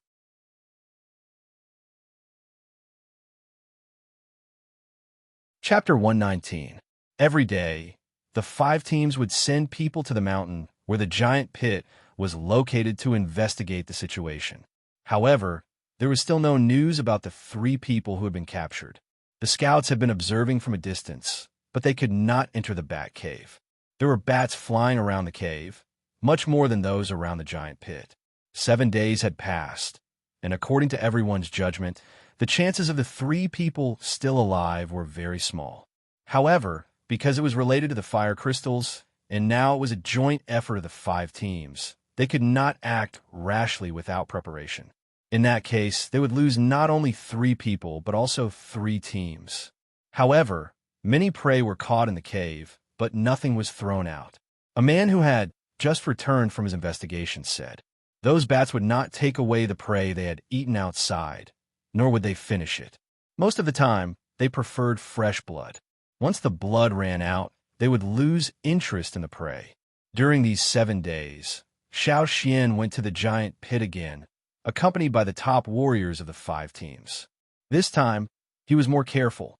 Xiao Xian carefully checked several places. Only one was close to the surface, and the other places needed to be dug deeper. The fire crystals closest to the surface were dug out, and of course, those big bats in the stone crevices were alarmed and chased for some distance. But strangely, last time, they chased for a long distance. If the hunting team had not caused some trouble, they would not have been able to get rid of them. But this time, Xiao Xian found that those bats gave up earlier and stopped chasing after a short distance. It seemed that for them, the hunting team was just a small matter, and they did not need to worry about it. It was speculated that the bats had slowly gathered in the mountain where the giant pit was located, and all the bats in this area had gone there. Fortunately, most of them were not very intelligent and could only be regarded as fierce beasts. Xiao Xian wanted to make some big nets to catch the bats, but he did not have suitable materials to make them, so he gave up. With those bats' sharp claws and razor-like teeth, they could easily break vines and grass nets. In the end, the 5 leaders decided to smoke them out. There were less than 200 people in the 5 small teams, but there were thousands of large bats in the mountain. Moreover, according to the information from the observers, there were still more bats joining in. Fortunately, not every one of them was the same size as the ones they encountered in the sinkhole that day. Many of them were about the same size as the one that attacked Caesar. He could deal with one by one, but if there were too many of them, it would still be troublesome. Now, the goal of the hunting team was to dig out the fire crystals, find the missing people, and try their best to avoid direct confrontations with those bats. No matter which one it was, the bats had to be chased away first. Smoking was undoubtedly a good idea. For the people in a hunting group, they would often use some smoky plants during hunting, for example, to get rid of insects, to repel wild beasts, and so on. This time, everyone decided to try using the smoke method first. Smoke plants had to be carefully selected. If they didn't smoke the bats, they would smoke their own people to death. That would be bad for their teammates. The 5 small team leaders compared several plants that were often used for smoking and selected the one with the most obvious effect. Those things seemed to hate the smell very much. I threw a small ball at them yesterday, and they ran away directly. Lang Jie said proudly. Yesterday, Lang Jie encountered a few bats that were hunting. They were about to succeed, but Lang Jie threw a smoking ball of grass at them, and it fell right next to the prey. The prey had already lost its ability to move and could not run away. Those bats, who were eager to enjoy the delicious meal, screamed and flapped their wings to leave after the smoke from the grass ball dispersed. They were very displeased with the smell of the grass ball. That's great. In this way, we have a higher chance of success. I said. In addition to choosing the smoky plants, they also had to prepare some herbs in case they were bitten and fainted or got smoky. They didn't hate the smell of the smoky grass, but it was unbearable after a long time. At Xiaoxian's suggestion, people in the hunting group weaved a kind of refreshing rattan grass into masks. They would wear the masks when they entered the cave. The refreshing smell of the rattan grass could make people more awake after being smothered by the smoke. Boss, when can we set off? Someone in the cave asked. Now they had to fight for the food they ate every day from those bats. In the surrounding area, many wild animals and ferocious beasts had left, so it was difficult to find suitable food. They also had to guard against the bats. Soon, Chung said, stone tools, herbs, and other necessary items were all prepared. It was time to start. Xiao Xian sat on the side, listening to them talking about the upcoming action. He looked at his hand. In his hand, there was a small piece of red crystal, which was dug out when they went to the giant pit for the second time. There were 2 small pieces of fire crystal near the surface. One was taken away by Chang for safekeeping, and the smaller one was kept by Xiao Xian. This small piece of fire crystal was a little bigger than a grain of rice, and much smaller than the one they dug out the first time. Therefore, the other leaders didn't show any objection to Xiao Xian keeping this piece of fire crystal. In their opinion, the giant pit was the most important thing. Feeling the warm current from his hand, Xiao Xian was very confused. Mai and the others had said that the energy in the fire crystal could only be absorbed after the fire seed was burned.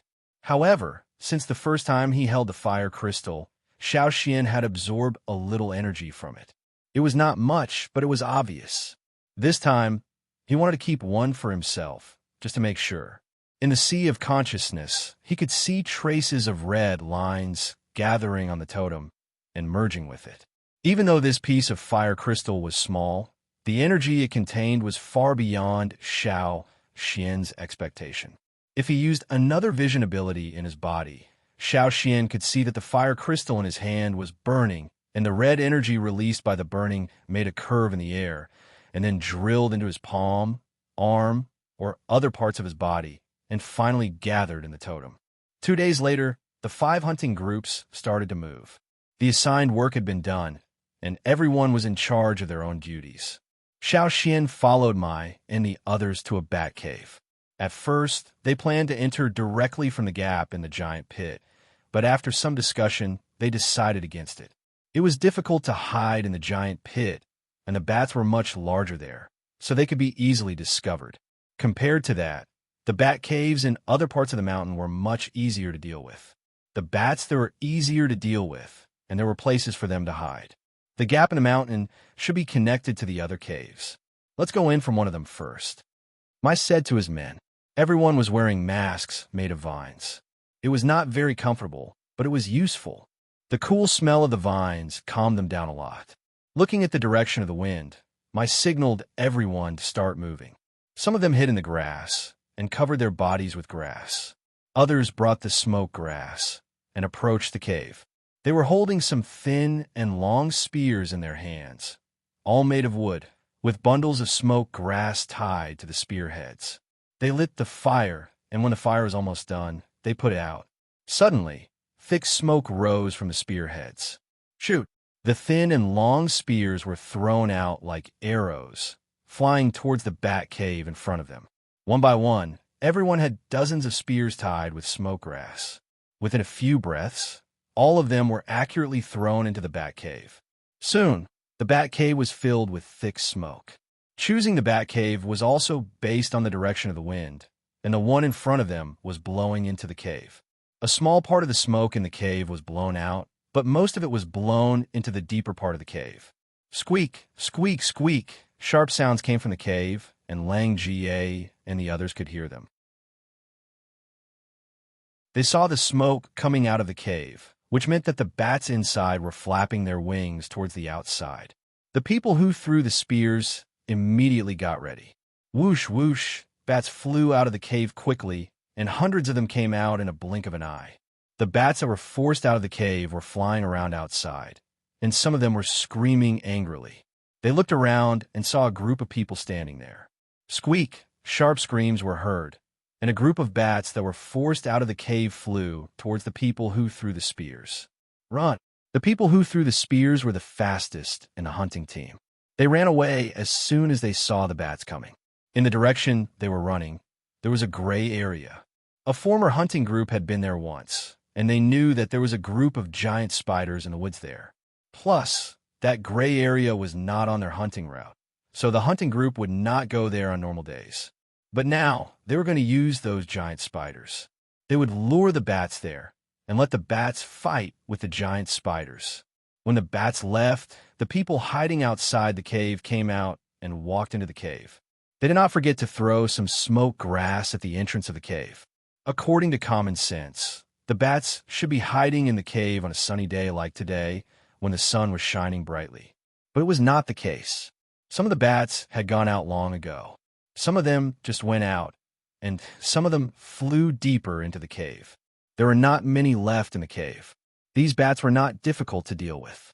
Mai and his men killed the bats one by one with torches. These bats had big eyes, but in this dark cave, they were not very useful. They relied more on their sensitive sense of smell and hearing. The people in the hunting team were wearing thick leather shoes. Many of them were not used to wearing shoes, so they were forced to wear them before the mission. The bat feces in the cave had accumulated into a thick layer, and there were some small insects crawling in the bat feces. Puff! Lang Ga stabbed a crawling insect in half with his spear and frowned. This place stinks. Ma did not say anything. He took the torch and led his men deeper into the cave. While killing the bats, they also threw out some smoke grass. The other 4 hunting teams, like Mai and his men, had also entered the cave. They had to hurry up in case of any unexpected changes. Everyone endured the stench in the cave and the smell of smoke grass, and quickly walked deeper into the cave. The inside of the cave was not flat. There were protruding rocks everywhere, and some of them were very sharp. If it were not for the light of the torches, they would not be able to move. Before, everyone had guessed that the crevices in the mountain were connected to the other bat caves. But soon, the 5 hunting teams all heard the voices of others. Sure enough, it is connected. You're tuning in to the Warrior Lore YouTube channel.